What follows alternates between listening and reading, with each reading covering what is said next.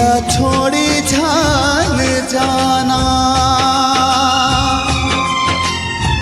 माटी ला छोड़ी तेहा जावत जा रे बेटा, जल्दी ते लहुट के आना। लाला जल्दी ते लहुट के आना। इही माटी मरे बेटा, खेले कूदे हावस का, माटी के कर जा चुकाना। लाला माटी के कर जा चुकाना। जल्दी ते लहुट के आना।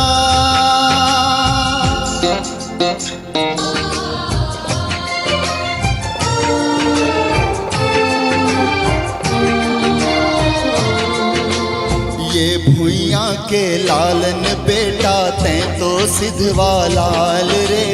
इहे कर्म है, इहे धर्म है, इहे गंगा धाम रे।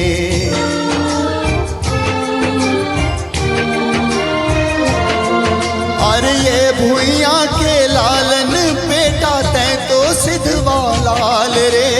इहे कर्म है, इहे धर्म है, इहे गंगा धाम रे।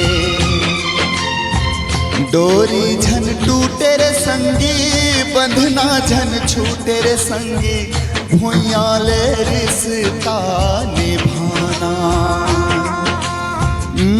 लाला भुइया ले रिश्ता निभाना। जल्दी ते लहुट के आना।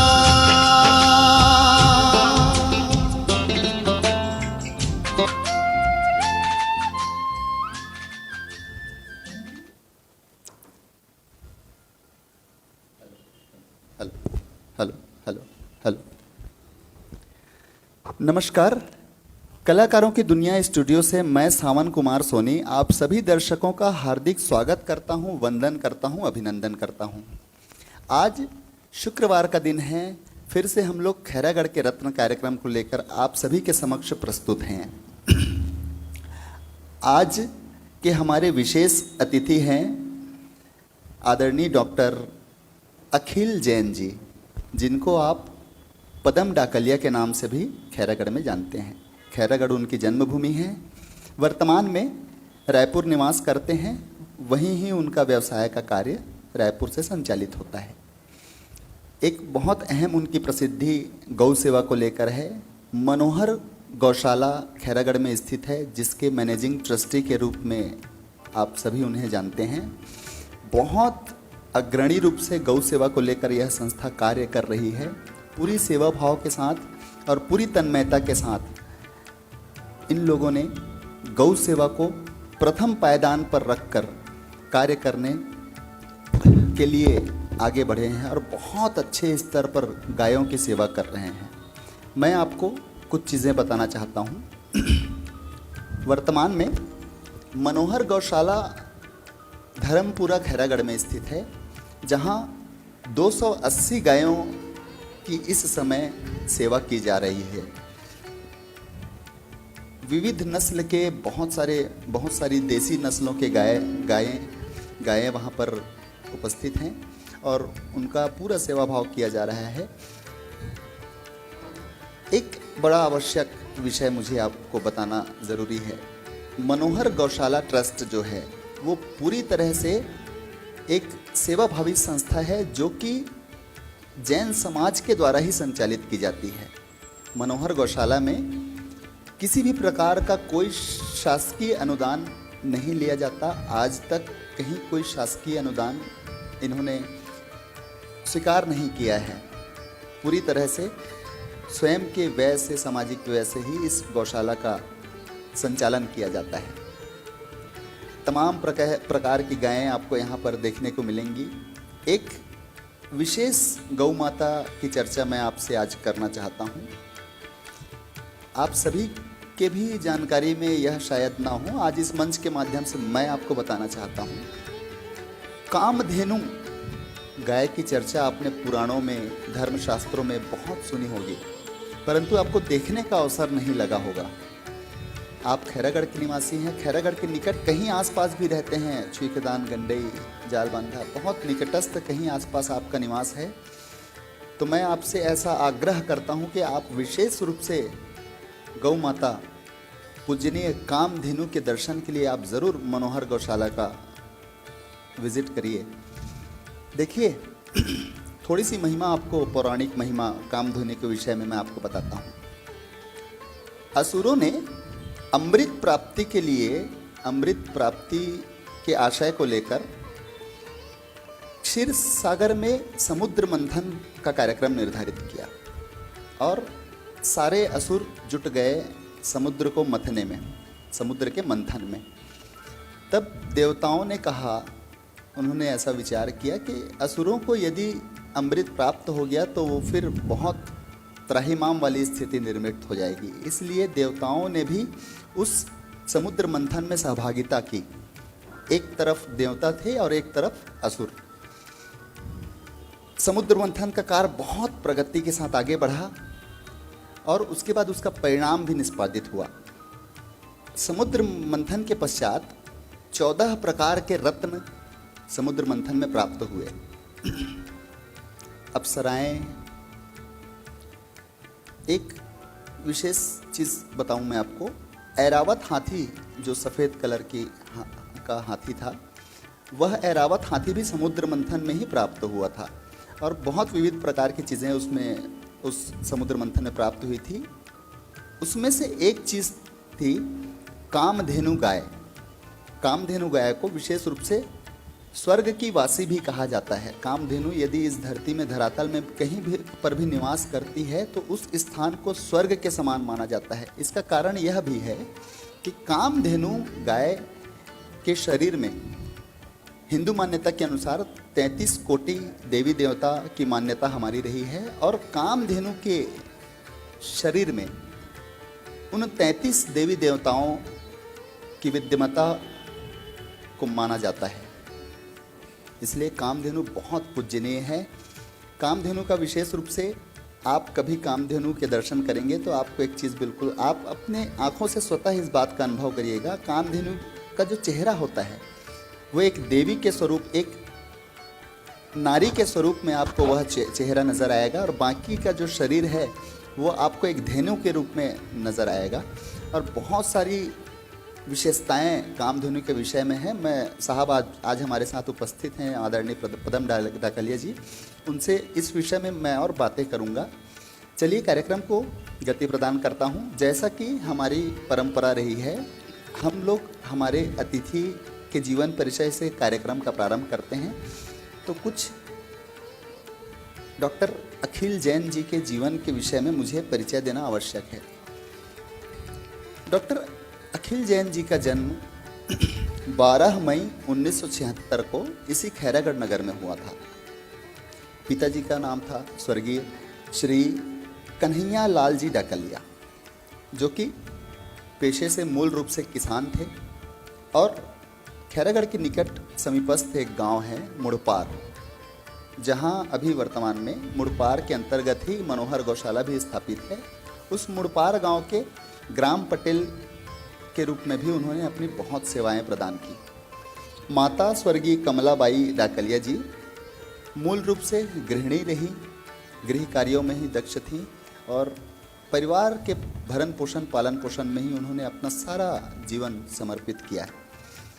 एक विशेष रूप से माता स्वर्गीय कमलाबाई डाकलिया के विषय में संज्ञान में आता है कि जैन समाज में आप भारतवर्ष में कहीं भी आप कभी बैठें, आपका जाना हो तो आपको खैरागढ़ नगर, आप जब कभी चर्चा करेंगे तो आपको ऐसे बहुत से लोग मिलेंगे जो स्वर्गीय कमलाबाई डाकलिया जी का नाम आपके समक्ष कार्यक्रमों में, धार्मिक आयोजनों में और धार्मिक गतिविधियों में माता कमलाबाई का बहुत योगदान रहा है। बहुत धर्म परायण स्त्री के रूप में उनको जाना जाता है और उनकी बहुत प्रसिद्धि है आज भी। यूं एक प्रकार से यूं कहा जाए कि जैन पंथ में खैरागढ़ को ही माता कमलाबाई के नाम से जाना जाता है। ये शायद मैं ऐसा कहूँ तो अतिशयोक्ति नहीं होगी। 5 पुत्र और 5 पुत्रियों में डॉक्टर पदम डाकलिया जी अपने माता पिता के 10वें संतान के रूप में उन्होंने जन्म लिया था। मैं उनके शैक्षणिक जीवन की बात करूं तो खैरागढ़ नगर में जो नंबर 2 स्कूल इतवारी बाजार में संचालित है, आज भी संचालित है, उस नंबर 2 स्कूल से आदरणीय पदम डाकलिया जी की प्रारंभिक शिक्षा प्रारंभ हुई। 5वीं तक की शिक्षा आपने वहाँ ग्रहण की। तदुपरांत आपने 10वीं तक की शिक्षा के लिए विक्टोरिया हाई स्कूल, जिसको आज वर्तमान में डॉक्टर पदमलाल पूर्णालाल बख्शी उच्चतर माध्यमिक विद्यालय के नाम से जाना जाता है, वहाँ आपने 10वीं तक की अपनी शिक्षा प्राप्त की। उसके पश्चात 11वीं और 12वीं की शिक्षा टेक्निकल स्कूल उस वक्त कहा जाता था, अभी वर्तमान में उस स्थान को परिवर्तित करके कलेक्ट्रेट परिसर के रूप में नवनिर्मित किया गया है।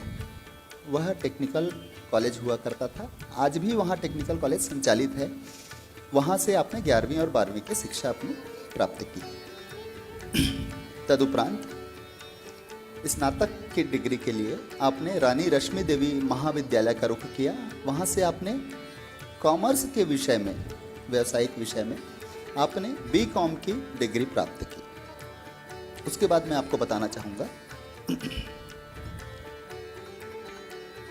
पंडित किशोरीलाल शुक्ल विधि महाविद्यालय राजनांदगांव में स्थापित है, जहाँ से डॉक्टर साहब ने अपने LLB की डिग्री प्राप्त की। वकालत की डिग्री भी डॉक्टर साहब ने ग्रहण की है।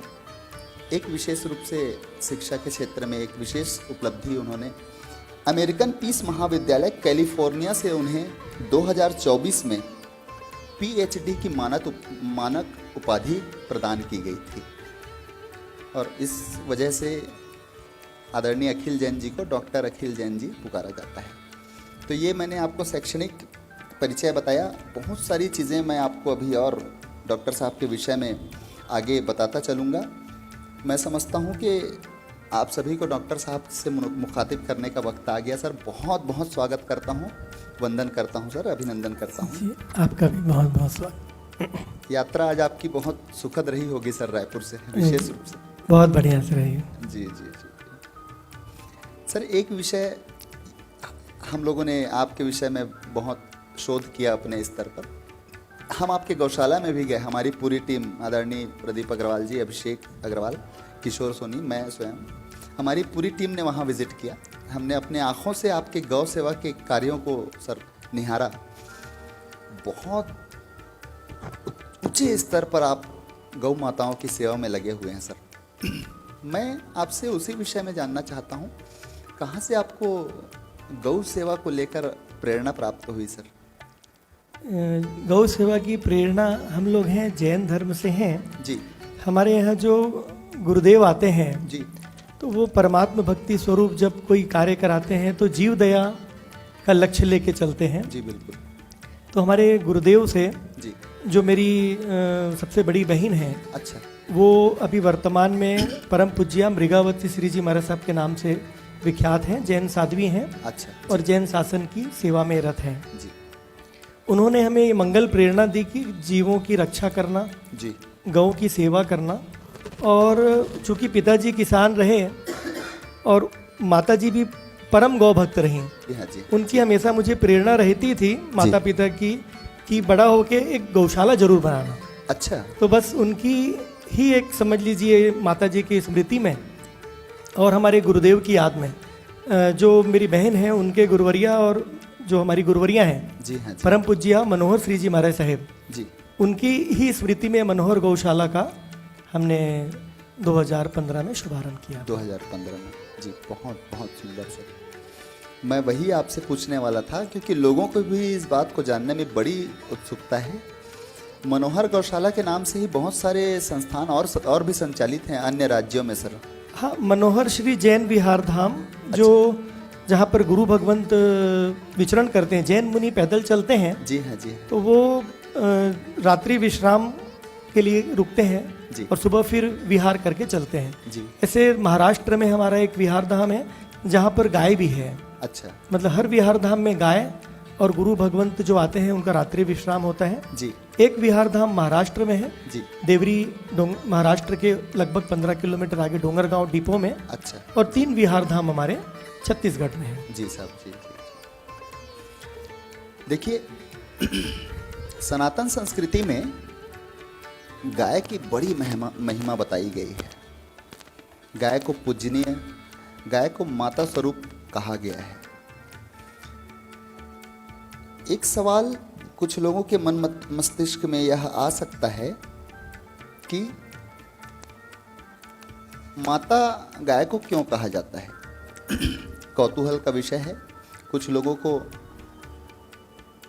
संशय होता है, तो मैं चाहता हूं आप उस विषय में आपको थोड़ी सी जानकारी बताऊं। हमारे प्राचीन धर्म ग्रंथों में कई जगह पर धरा में, धरती धाम में अकाल पड़ने की बात कही गई है। अब तो बहुत कुछ हम लोग संपन्न हो गए, प्राकृतिक रूप से भी हमारी संपन्नता बहुत बढ़ गई है, लेकिन पहले के वर्षों में, पौराणिक वर्षों में अकाल एक बहुत बड़ी समस्या थी। प्राचीन काल में अनेक तरह से खाद्यान्न की इतनी उपलब्धता नहीं थी और न ही भोजन उतना व्यवस्थित हुआ करता था जितना आज है। भोजन की व्यवस्था कोई सामान्य प्रक्रिया उस समय नहीं हुआ करती थी।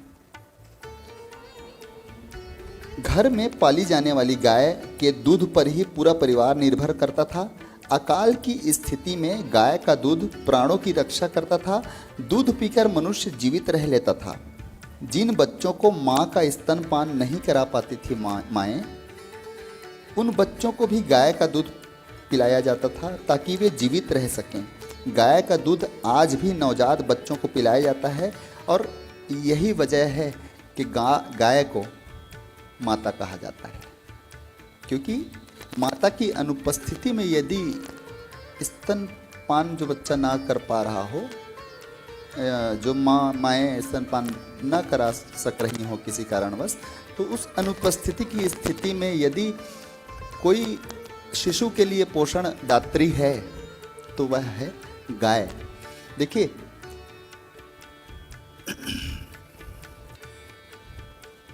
धर्मशास्त्रों में गाय की बहुत बहुत बहुत महिमा है।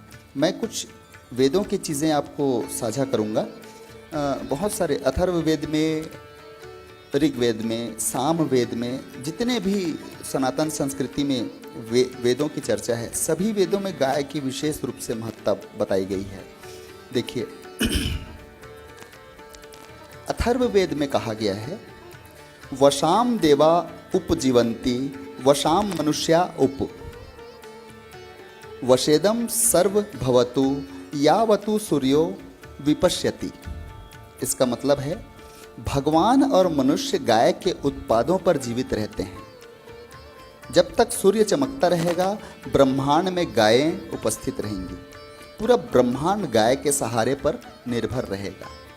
ये मैंने आपको ऋग्वेद में लिखी हुई चीज़ बिल्कुल शब्दशः बताई है।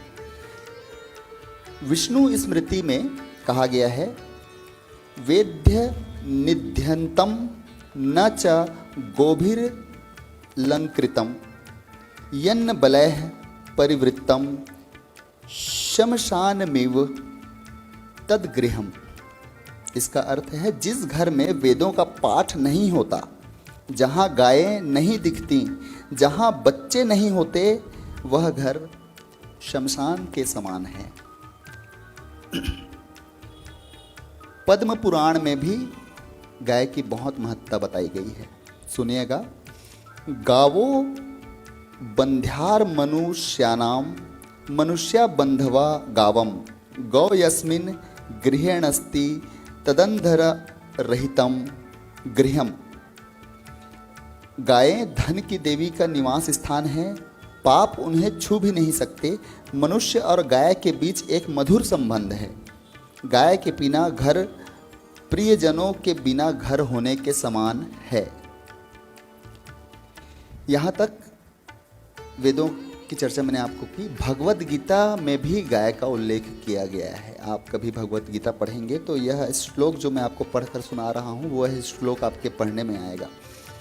सर्वोपनिषदो गावो दोग्धा गोपाल नंदः पार्थो वत्सः दिव्य भोक्ता दुग्धम गीतामृतः महत्, यह लिखा है भगवत गीता में। इसका अर्थ है भगवत गीता उपनिषदों का सार है। यह उस गाय के समान है जिसका दूध स्वयं भगवान श्री कृष्ण दुहते हैं। अर्जुन बछड़े के समान है।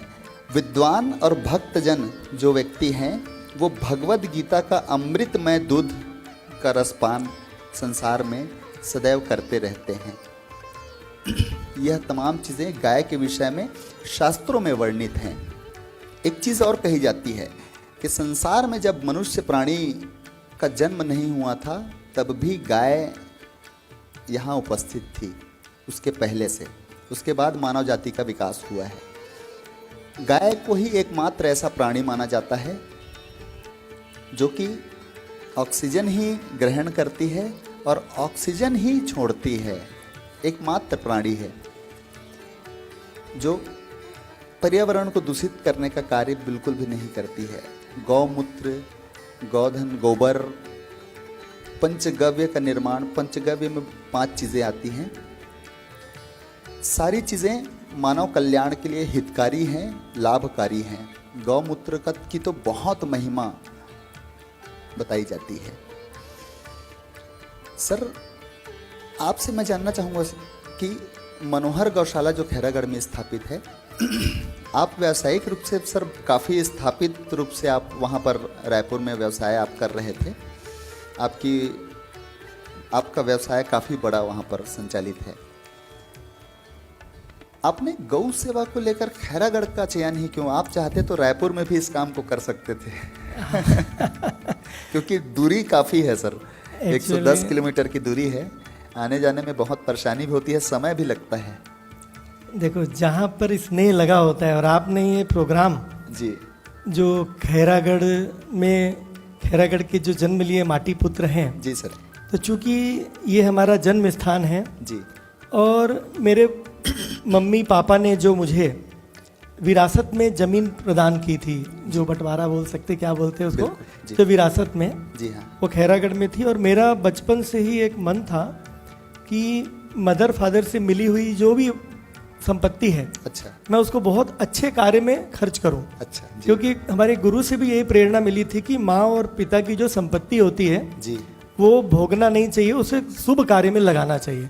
ये सार्वजनिक प्रवचन में उन्होंने एक संरचना रखी थी। क्या बात। और चूंकि वो रक्षाबंधन का प्रवचन था और वो प्रवचन देने वाली मेरी बहन महाराज साहब परम पूज्य मृगावती श्री जी महाराज साहब भी थी जी, तो उसी दिन मन में एक विचार आया कि जो पिताजी के द्वारा जमीन मिली हुई है, कुछ राशि मिली हुई है, और चूंकि मदर की इच्छा भी थी कि ये गौशाला बने, तो उसी दिन मन में आया। और वो खैरागढ़ में वो ज़मीन थी, और चूंकि जन्म स्थल भी हमारा ये मेरे मदर फादर का जन्म और कर्म स्थल है, और वो जो जगह है वहाँ पूज्य पिताजी जो हैं जी, खेती के लिए जब जाते थे तो हम भी वहाँ बचपन में उनके साथ बहुत गए हुए हैं। अच्छा, तो ये है। और वैसे आप ये जो कह रहे हैं ये गौशाला रायपुर में भी खोल सकते थे। मुझे बहुत सारे प्रपोजल रायपुर से भी मिले जी, कि आओ यहाँ पे भी खोलते हैं, बट जो स्नेह यहाँ आ रहा था जी, और आप बोले 110 किलोमीटर की दूरी, जब प्रेम होता है ना किसी जगह से, जी साहब, तो दूरी महत्व नहीं रखती है। अच्छा जी, मैं हफ्ते में लगभग 3 दिन खैरागढ़ में होता हूँ, अच्छा, और मुझे रायपुर और खैरागढ़ का रास्ता जो है ना, मैंने एक एक रास्ता याद हो गया है। और कभी भी थकान नहीं होती है, ये प्रेम की वजह से ही है। जी बिल्कुल। और अपनी ये तो मातृभूमि है जहाँ जन्म हमने लिया है, तो उसका तो कर्ज कुछ भी ज़्यादा से ज़्यादा भी करें तो चुका नहीं सकते। जी, तो एक मातृभूमि का कर्ज भी चुकाने का मौका है। मदर फादर की भी कर्म भूमि है जी, इसलिए ये जगह चयन करने का मन हुआ। और मैं आज बहुत अपने आप को गौरवशाली महसूस करता हूँ कि उस समय इतनी अच्छी सद्बुद्धि आई और यह जगह चयन की है, और जो सब देव गुरु धर्म की जो कृपा मिली जी, और हमारे सहयोगी जन जो हमारे ट्रस्ट के मेंबर हैं, जो हमारे दानदाता लोग हैं जी, उन लोगों ने भी जो सहयोग दिया, तो मुझे ऐसा आज लगता है कि इस माटी का ही असर है जी, इस माटी की ही वो कृपा है जी। ये माटी मेरे लिए एक्चुअली माटी नहीं है, ये मेरे लिए पूरा चंदन का स्वरूप है। क्या बात है। जी जी जी। सर मैं जानना चाहता हूँ आपसे, सर मनोहर गौशाला खैरागढ़ में जो स्थित है वो अभी कितनी बड़ी भूमि में उसका संचालन आप लोग कर रहे हैं? देखिए, ये शुरुआत जब हुई थी तो शुरुआत में इतनी बड़ी परिकल्पना भी नहीं थी। जी। आज हमारे पास में लगभग 11 एकड़ तो अपने पास खुद की ज़मीन है। अच्छा। और लगभग 9 एकड़ ज़मीन रेंटल है जिसमें हम लोगों ने कार्य किया है। जी। और 2,25,000 स्क्वायर फीट भूमि में जो हम द्वापर युग बना रहे हैं नया, जी जी जो आप जिसका विजिट करके आए हैं, जी बिल्कुल, वो मेरा ड्रीम प्रोजेक्ट है। जी। मतलब यूं कहो तो मैं वहीं पे रहता हूँ। अगर मैं रायपुर भी हूँ तो मेरा मन, मेरा मस्तिष्क, मेरा अंतर का भाव जी। उसके डेवलपमेंट में ही चलता है कि उसको आखिर कल उसमें और नया क्या करें और किस ढंग से इसको विश्लेषित करें कि गाय स्वयं से अपना क्रियान्वित हो जाए, अपना स्वयं से खर्च निकाल ले, गाय के लिए किसी भी प्रकार का कोई अर्थ अपन को लेना ना पड़े किसी से। जी। ये उद्देश्य से लगभग हमारे पास अभी पूरी मिला के 11 एकड़ खुद की, 10 एकड़ 9, 9.5 एकड़ लीज में लेके जी साहब, और ये काम कर रहे हैं। जी जी जी। और अभी भविष्य में जो हम इसमें काम लेके आ रहे हैं वो एक भव्य अस्पताल के रूप में द्वापर युग लेके आ रहे हैं जी। जहाँ पे 3,000 पौधों का पूरा जंगल डेवलप किया है। जी। तालाब वहाँ पे मानव निर्मित हमने तालाब भी बनाया है। हाँ, हमने देखा सर। और सामने ही पशु चिकित्सालय प्लस गौ चिकित्सालय। मैं गाय और पशु को थोड़ा अलग अलग रखता हूँ। जी हाँ, क्योंकि गाय को मैं पशु नहीं मानता हूँ। जी। तो गौ माता का चिकित्सा तो उसमें होगा ही, गौ चिकित्सालय तो है ही, जी। साथ में सारे पशुओं का भी वहाँ पे चिकित्सा होगा और ये सर्व सुविधा युक्त चिकित्सालय के रूप में कार्य करेगा। जी। Hello hello hello. मैंने ऐसा सुना था सर कि बहुत सारे अनुसंधान भी मनोहर गौशाला के तहत किए जा रहे हैं, जैसे कि शायद इंदिरा गांधी कृषि विश्वविद्यालय में भी कहीं कोई आपकी रिसर्च टीम काम कर रही है, बहुत सारे वैज्ञानिक आपके साथ काम कर रहे हैं। उस विषय में थोड़ा सा हमारे दर्शकों को बताने की। हम जो कार्य कर रहे हैं, बेसिक हमारा जो एक प्रोजेक्ट बोले या एक ड्रीम बोले जी, जब गुरु भगवंत की वाणी से सुनते थे कि गाय लक्ष्मी होती है, गोधन होता है, तो मैं हमेशा यही सोचता था कि ये गोधन है तो आखिर ये इसके लिए हाथ क्यों फैलाए और गाय इतनी दयनीय स्थिति में क्यों है। जी। ये दो विकल्प मन में चलते थे। जी। लेकिन चूंकि चरक ऋषि को पढ़ते थे और अन्य ग्रंथों में पढ़ते थे गोधन के बारे में, तो डीप में जब गए तो एक उसके गोबर गौमूत्र की पोटेंशियल समझ में आई। तो उसके अनुसंधान करने की एक धारणा मन में 2016 से ही, 15 में गौशाला खोले ना जी, और 2016 से ही एक मन में भाव आया जी, कि आखिर ऐसा क्या चीज हमारे से छूट रहा है जी, जिससे ये गोधन रोड रास्ते में प्रॉब्लम में आ रही है जी, और वो प्रॉब्लम से हम इसे कैसा बचाएं। तो उसी संदर्भ में 2017 से 2020 में गाय के मूत्र पर हमने गाय के ही चारे पे शोध अपनी गौशाला में ही करना शुरू किया। अच्छा। और गाय का चारा हमने लगाया, उसमें गाय के मूत्र से चरक पद्धति से जी, उनका जो फर्टिलाइजर बनाया, हाँ, जो बिना खर्चे के बनता है। ये शायद यहाँ रखा भी है। हाँ, बस ये फसल अमृत जिसके खातिर जी, आज लगभग पूरे विश्व के अंदर बोलूं तो अतिशयोक्ति नहीं, भारत देश में तो इसकी ख्याति बहुत जबरदस्त है। इसके साथ में माननीय इंदिरा गांधी कृषि विश्वविद्यालय के माननीय वैज्ञानिक गण इसमें रिसर्च कर रहे हैं और भी कई जगह उनके मार्फत से इसका फील्ड ट्रायल हो रहा है। इंदिरा गांधी कृषि विश्वविद्यालय के प्रांगण में भी हो रहा है, वहाँ पर रिसर्च भी हुआ है, फील्ड ट्रायल भी हुआ है और अन्य कुछ विशिष्ट व्यक्तियों के यहाँ पर, विशिष्ट किसानों के यहाँ भी अलग अलग फसलों में इसका शोध जारी है। ये कार्य करने का मन में इसलिए भाव आया, आखिर गाय के को धन क्यों कहा जाता था। तो जब गोमूत्रे धनवंतरी और गो में वस्ते लक्ष्मी, ये दो चीज मैं बार बार पढ़ता था और एक प्रकार से एक पागलपन जो होता है, मतलब एक उस समय तो पागलपन, यहाँ तक कि मेरे भाई जो आप जिनसे मिले, बबलू भैया भी जो यहाँ पे बैठे हैं, वो भी सब मुझे बोलते थे कि भैया ये कार्य नहीं करना है, ये पागलपन है, अभी कमाने का समय है, ये सब 60 ईयर के बाद करेंगे। जी, लेकिन बोलते हैं ना, जब एक बार आदमी के अंदर में कोई चीज घुस जाती है, जी सर, तो ये चीज हमारे अंदर जब घुसी तो 2020 में माननीय इंदिरा गांधी कृषि विश्वविद्यालय में हमने इसके रिसर्च के लिए अप्लाई किया। 2020 में ही पहले हमने इसका पेटेंट लिया। जी जी, इसका भारतीय पेटेंट हमने स्वीकृत कराया। अच्छा। 2021 में यूएसए पेटेंट भी स्वीकृत कराया। अच्छा जी। चूंकि $16,000 की फीस उन्होंने कही, तो हम उस समय, चूंकि हमको ये देखो ये भारत की धरती पे ही डालना है जी बिल्कुल। और इसी मिट्टी को ऊर्जावान बनाना है, रिचार्ज करना है, जी। तो इसको बाहर भेजने का तो सवाल ही नहीं था जी। और हमारा उद्देश्य कॉमर्शियल भी नहीं था जी। हमारा पूरा का पूरा उद्देश्य था कि इसे बनाना है। और जैसे अंग्रेजों ने चाय पिला के हमको आदी बनाया आदि बना वैसे ही जी। गाय का मूत्र धरती में डाल के लोगों को इतना आदी बना देना है, उसके फसल की गुणवत्ता बढ़ा के, कि व्यक्ति गाय को गोमूत्र के लिए और गोबर के लिए पाले, न कि दूध के लिए पाले जी। तो ये 2020 में इंदिरा गांधी कृषि विश्वविद्यालय के मैं आज इस मंच से माननीय कुलपति श्री गिरीश चंदेल जी को भी मैं इस मंच से प्रणाम करूंगा और वहाँ के डायरेक्टर ऑफ रिसर्च माननीय विवेक त्रिपाठी जी, जिन्होंने मतलब यूं कहूं कि इस फसल अमृत में रिसर्च के लिए पूरे अपने समर्पण को दिया, पूरी शक्ति दी, पूरा आशीर्वाद दिया और मुझे एप्रिसिएट करने में उन्होंने कभी कोई कसर नहीं रखी। मैं इस मंच से उन दोनों को प्रणाम करता हूं और वहाँ के सभी 18 के 18 वैज्ञानिक जो इसमें अपनी पूरी शक्ति लगाए हुए हैं, उन्हें प्रणाम करते हुए मैं ये बताते हुए बड़ा गौरवान्वित हूँ कि पिछले 3 महीने ही पूर्व माननीय वैज्ञानिक गणों ने और माननीय डायरेक्टर ऑफ रिसर्च सर ने मुझे इसका प्रोजेक्ट रिपोर्ट साइन करके दिया है। क्या बात। जो अपने आप में इन बिटवीन 25 से 30 वर्षों में ये पहला शोध होगा गौमूत्र पे, जिसमें यूरिया की 25% से भी अधिक की बचत हो रही है।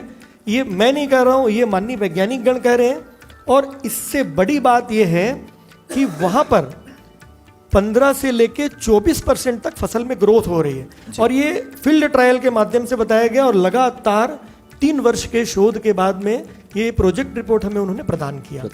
और ये आज हमारे लिए एक एसेट है, हमारी एक पूंजी है जी।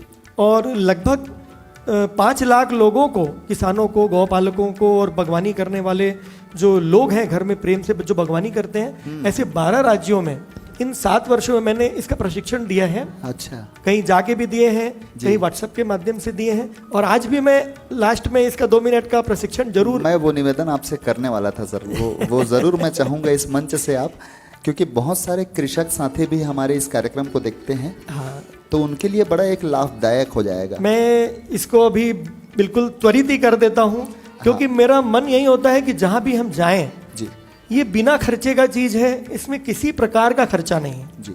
ये आप पुरानी बाल्टी में बना सकते हैं जी। हम इसको पेंट की बाल्टी या कैस्ट्रॉल ऑयल की बाल्टियां होती है, बहुत मजबूत होती है, उसमें ही बनाते हैं बिना खर्चे का, बिना किसी दिखावे का, क्योंकि हम चाहते हैं कि हमारा किसान बंधु कोई खर्चा ना पाले। ये 10 लीटर गौमूत्र आप लीजिए और 1 किलो नीम का पत्ता लीजिए, नीम का पत्ता जी, और आधा किलो सीताफल का पत्ता। अच्छा।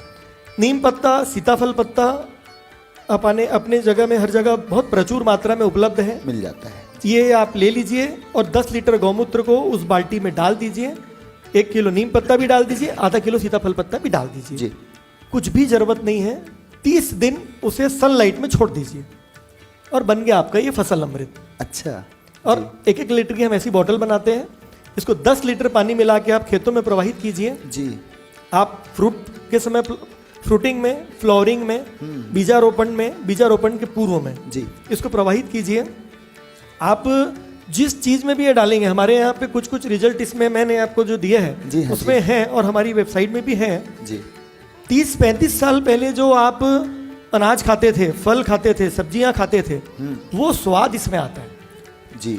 और बड़े गर्व से मैं बताता हूँ, हमारे स्पीकर सर, पूर्व मुख्यमंत्री जी, वर्तमान स्पीकर सर माननीय डॉक्टर रमन सिंह जी के खेत में भी ये अभी लगभग 1.5 वर्ष से डल रहा है। मैंने इस बात को सुना, ठाठापुर में भी इसका सप्लाई होता है, मुझे इस बात को कहीं से इस बात की जानकारी हुई थी। मेरे एक गुरु जी हैं सर जी, बॉम्बे में जी, आदरणीय शेखर सेन जी, उनसे मेरी बात समय समय में होते रहती है। मूल रूप से निवास स्थान उन्होंने अपना पुणे में बनाया है जी, क्योंकि निकट है बहुत। बॉम्बे बहुत रश वाली सिटी है। उन्होंने मुझे बताया कि सर उनका फार्म है, काफ़ी बड़ा फार्म, उन लोग पूरी तरह से ऑर्गेनिक खेती पर ध्यान दे रहे हैं और उनके घर में जो भी अनाज, फल, सब्जी जो भी चीज़ें आती है किसानी से संबंधित, वो सारा उन्हीं के फार्म से आता है और पूर्ण रूप से ऑर्गेनिक होता है। सारी चीज़ों का पूरा वो बीच बीच में वीडियो भी शेयर करते रहते हैं। दर्शकों के संज्ञान में भी ये चीज़ होगा। ऑर्गेनिक खेती, गैर रासायनिक खेती जिसको कहा जाता है, उसका बहुत तेज़ी से भारत में विकास हो रहा है। जैसे मणिपुर क्षेत्र में जब आप नॉर्थ ईस्ट में जाएंगे तो वहाँ ब्लैक राइस का उत्पादन होता है। ब्लैक राइस पूरी तरीके से ऑर्गेनिक चावल की एक प्रजाति है जो कि चावल में सर्वाधिक महंगा माना जाता है, सबसे महंगा उस प्रजाति को माना जाता है। और बहुत सारी, और नॉर्थ ईस्ट मणिपुर का जो क्षेत्र है, असम का जो क्षेत्र है, उन लोगों ने विशेष रूप से ऑर्गेनिक खेती को प्रथम स्थान पर रखा हुआ है। वहाँ रासायनिक चीज़ों का ज़्यादा उपयोग होता नहीं है। एक बड़ी विडंबना है, हरित क्रांति हमारे यहाँ जब आई थी तो हरित क्रांति से रासायनिक प्रयोगों का एक ऐसा दौड़ प्रारंभ हुआ। पैदावार पैदावार पैदावार और सिर्फ पैदावार, उसी चीज़ को प्राथमिकता में रख के।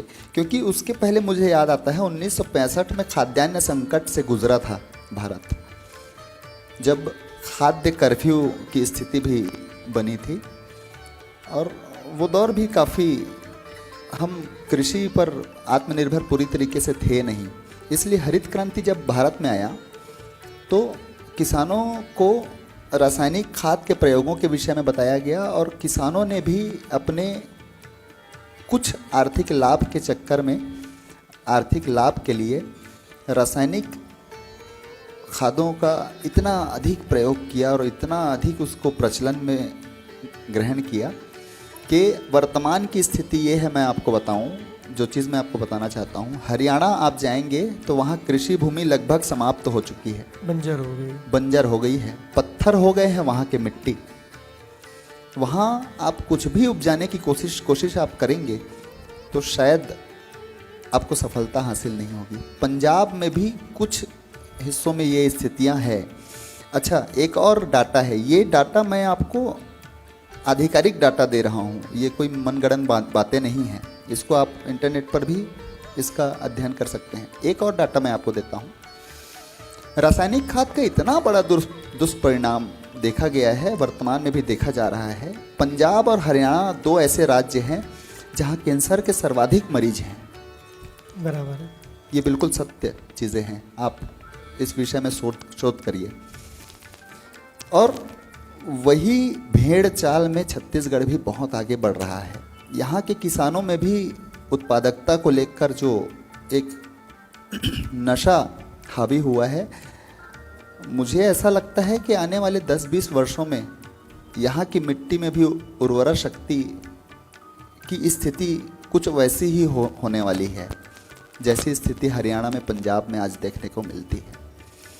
इसलिए जैसा कि सर ने कहा कि ऑर्गेनिक खेती के लिए ये जो सारे उत्पाद हैं, और भी बहुत सारे, सर मैं आपसे वही पूछ रहा था कि ये तो फसल अमृत की बात हो गई, और भी आपके संस्थान में, मनोहर गौशाला में बहुत सारे उत्पाद कृषि को लेकर निर्मित किए जाते हैं। शायद गोबर से लकड़ी बनाने की भी वहाँ एक, हाँ, गोबर से लकड़ी बनाने की हमने एक यूनिट लगाई है जी, और वो सोलर से चलाते थे। हाँ हाँ हाँ। और उसका उद्देश्य यही था कि हमें पेड़ की कटाई पे कंट्रोल लाना है। अच्छा जी। क्योंकि पेड़ कटेगा तो ऑक्सीजन की मात्रा कम होगी जी, प्रदूषण बढ़ेगा जी। और जलवायु परिवर्तन से जो हम जूझ रहे हैं, जी हाँ जी, आज बेमौसम पानी आना, अंधड़ आना, ये सारी समस्या पेड़ और धरती के क्षरण से जुड़ी हुई है जी।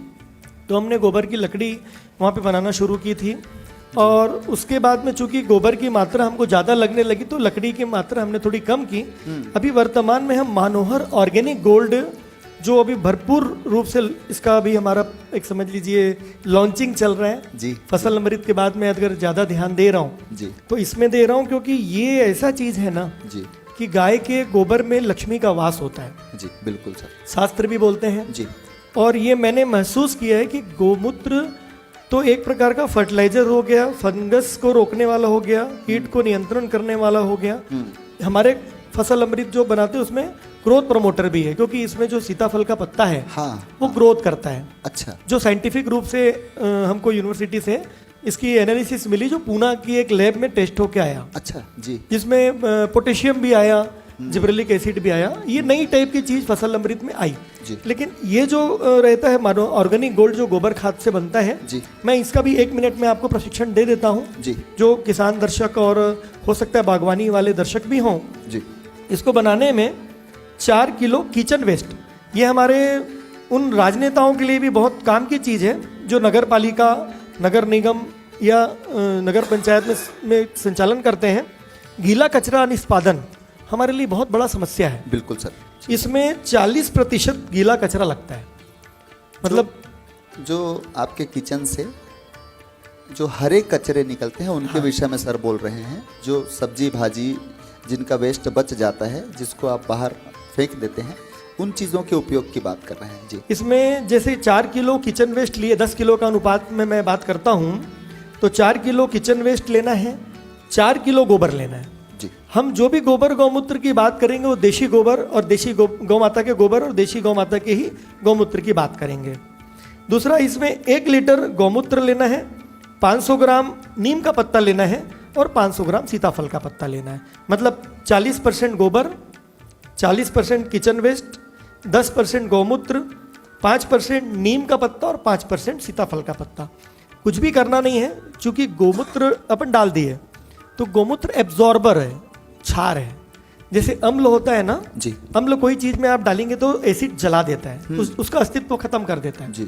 लेकिन क्षार होता है उसका अस्तित्व अपने अस्तित्व से मिला देता है। अच्छा, गौमूत्र का जो नेचर है वो क्षारी होता है। क्षारी है, ये स्वर्ण क्षार के रूप में माना जाता जी है। हाँ जी, हाँ जी। और इसीलिए ये बहुत सारी बीमारियों को शोधन करता है जी। तो ये गौमूत्र जब हम उस पूरे प्रयोग में डालते हैं जी। तो ये पूरा का पूरा एब्जॉर्ब कर लेता है। उसको लगभग 30 से 40 दिन धूप में आप छोड़ दीजिए, एक पपड़ी की तरह बन जाता है। अच्छा। गोबर कचरा और सब मिक्स हो गए जी। और उसको आप बड़े खेत में डालना है तो डायरेक्ट डाल दीजिए, तो हल चलता है, ठीक हो जाता है, मिट्टी में मिल जाता है। और आपको अगर बागवानी में डालना है तो ये इस फॉर्मेट में रेती छानने की मशीन में, या हमने एक प्रयोग करके एक गोल मशीन बनाई है जो मोटर से चलती है। कभी मनोहर गौशाला में आप देख भी सकते हैं, बाहर मशीन लगी गोल बाहर गोल लगी है उसमें हम गोबर का खाद डालते हैं, मशीन का बटन दबाते हैं, जी। वो गोल गोल चलती है और पूरा चाय पत्ती के चूरे की तरह ऐसा निकल के बाहर आ जाता है। अच्छा, हम लोग उस मशीन को देख के सोच भी रहे थे ये मशीन किस काम में आती है करके। जी। ये बहुत बढ़िया एक प्रयोग है, बिना ज़्यादा मेहनत किए वो पूरा चूर्ण निकलता है, फिर उसको यूरिया की तरह आप आराम से छींट सकते हैं, छिड़काव कर सकते हैं जी। बहुत अच्छा रिजल्ट इसका है।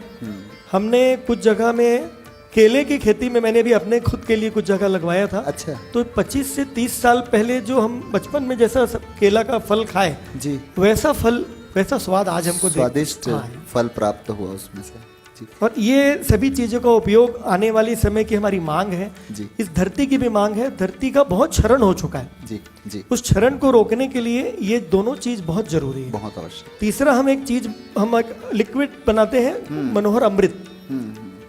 असाध्य से असाध्य रोग जब किसी को आ जाता है तो वो जब पूरी जगह से हारता है ना तो वो हमारी ऑफिस में आता है। मतलब मैं एक डॉक्टर साहब का नाम नहीं बताता हूँ, लेकिन लगभग बहुत सारे लोगों को पता है। बहुत बड़े डॉक्टर हैं रायपुर के, उनकी धर्म पत्नी का कैंसर जब हमने ठीक किया, वो श्रीमत मतलब वो जो महिला जी हैं, दीदी जो हैं, वो भी डॉक्टर हैं, एलोपैथिक डॉक्टर हैं जी। कहीं कैंसर था उनको। देखिए क्या होता है आजकल, थोड़ा सा ये चीज़ों को बताना इसलिए भी जरूरी है। देखो, दावा हम कोई चीज़ का नहीं करते हैं जी। कल कोई क्लेम आए जी, कोई जी। डिस्प्यूट आए, क्योंकि गाय माता अपने आप में एक बहुत विलक्षण अस्तित्व है। बिल्कुल सर। और हम उसकी जो औषधि देते हैं, जी। हम तो यही बोलते हैं उनका प्रसाद है। हम जो फसल अमृत गौमूत्र अर्क बनाते हैं, मनोहर अमृत, बिल्कुल। वो चरक ऋषि की पद्धति से बनाते हैं जी। और उसको जैसा चरक ऋषि ने जिस ऋषि नस्ल की गाय का वर्णन किया था, जैसे हमारे यहाँ 2 महीने का वेटिंग है जी। फसल मैंने गौमूत्र अर्क का 2 महीने का वेटिंग है। अच्छा। और 2-2 बोतल में बड़े से बड़ा रोग, जी जी जी। मतलब बड़ा से बड़ा असाध्य रोग सिर्फ 2 बोतल में ठीक हुआ है। ओहो। प्रमाण भी है, हमने उसके पूरे प्रमाण रखे हैं। जी। अभी इसमें टेस्टिंग भी चल रही है, जी फिर इसका खुल के हम इसका प्रचार प्रसार भी करेंगे जी कि भाई ये वास्तविक रूप में गाय का प्रसाद जो है जी बड़े से बड़े रोग को ठीक करने की क्षमता रखता है। बनाने की पद्धति वैसी होनी चाहिए, जी गाय की नस्ल वैसी होनी चाहिए, देशी नस्ल के साथ ऋषि नस्ल होनी चाहिए। जी जैसे अपने मानव में शादी ब्याह होती है, हाँ हाँ सेम गोत्र सेम उसमें नहीं होती है, जी नहीं होती तो वही चीज गाय का ऋषि नस्ल कहलाता है। अच्छा और पुरानी परंपराएं होती थी कि गाय को या नंदी भगवान को नम महाराज को शादी के दहेज में दिया जाता था, जी शादी के साथ गिफ्ट दिया जाता था जी जी कि इस गांव से उस गांव नंदी गया, उस गांव से इस गांव नंदी महाराज आए। ये बहुत ही उत्कृष्ट परंपरा थी, जी लेकिन अब आज तो वो चीज नहीं है। और उससे भी ज्यादा विडंबना ये है कि आज हम बहुत सारी चीजों को समझ नहीं रहे, लेकिन हमने 7 वर्ष में इसका शोध किया है। जी सर इसका बहुत प्रमाण मैंने रखा है। मैंने जितने भी मरीजों को इसको पीने के लिए दिया है, हमने उसका पुराना रिपोर्ट नया रिपोर्ट सब रखा है। और बहुत सारे दर्शक तो पीते भी होंगे और उसका उत्कृष्ट परिणाम वो जानते भी हैं। इसे बनाने के समय में गाय को क्या खिलाना, जी सुबह अर्ली मॉर्निंग 5 बजे और 6 बजे के बीच जब गाय उठती है, जी उन्हीं का गौमूत्र लेना। और स्टील के प्लांट में नहीं, ये कांच का प्लांट हमने अपना बनाया है। जी आप गौशाला में गए होंगे तो अंदर में गौर किए होंगे, हाँ हाँ तो वो कांच के प्लांट में हम बनाते हैं जी और इसे वितरित करते हैं। सबसे बड़ी खुशी की बात है हमने किसी भी चीज को कॉमर्शलाइज नहीं किया। गौमूत्र अर्घ भी निःशुल्क है, अच्छा। ये भी निःशुल्क है, ये भी निःशुल्क है। उसका रीजन एक ही है कि बहुत दूरियां बढ़ चुकी है। जी अब अच्छी एक तो पहली ये है कि आप क्वालिटी अच्छा बनाइए। जी जी अगर लोगों को जोड़ना है तो कुछ भी मिश्रण किए तो फिर ये, और हमारे गुरुदेव का कहना है कि आप अच्छी क्वालिटी बनाइए, जी अच्छी गुणवत्ता के साथ इसको आगे बढ़ाइए जी और लोगों के अंदर उसका जो सकारात्मक संदेश है उसको पहुंचाइए। मैंने सुना कि लगभग 80-82 पेशेंट आपके यहाँ से स्वास्थ्य लाभ ले चुके हैं सर, गौमूत्र अर्घ से। गौमूत्र से 82 मरीज जी कैंसर के लाभान्वित हुए हैं। वो सिर्फ हाँ। कैंसर के 82 मरीज, हाँ। बाप रे। और 16,000 से ज्यादा बॉटल हमने बांट चुके हैं। अच्छा भारत और भारत के बाहर भी ये जा रहा है। और बहुत मतलब समझ लीजिए, जब यहाँ पे माननीय राज्यपाल अनुसुईया उइके जी गवर्नर थी जी। तो उनके माध्यम से ये पीएम हाउस तक भी जा चुका है। अच्छा जी, उन्होंने शायद चटाई गिफ्ट की थी। हाँ, मैंने गोबर की चटाई बनाई थी जो विश्व में एक ही बार बनी है। जी जी और शायद दोबारा मैं भी नहीं बना पाऊंगा क्योंकि 54 कारीगरों की मैंने मेहनत ली थी और 11 महीने में वो 6x4 की कालीन बनाई थी मैंने, चटाई, जिसको माननीय प्रधानमंत्री जी को हमने स्पीड पोस्ट से भेजा था। जी जी जी, वो तस्वीर भी मैंने देखा, वहाँ गौशाला में भी लगा हुआ है। जी हाँ। देखिए, गौधन से संबंधित उत्पाद का सीधा अर्थ है आयुर्वेद।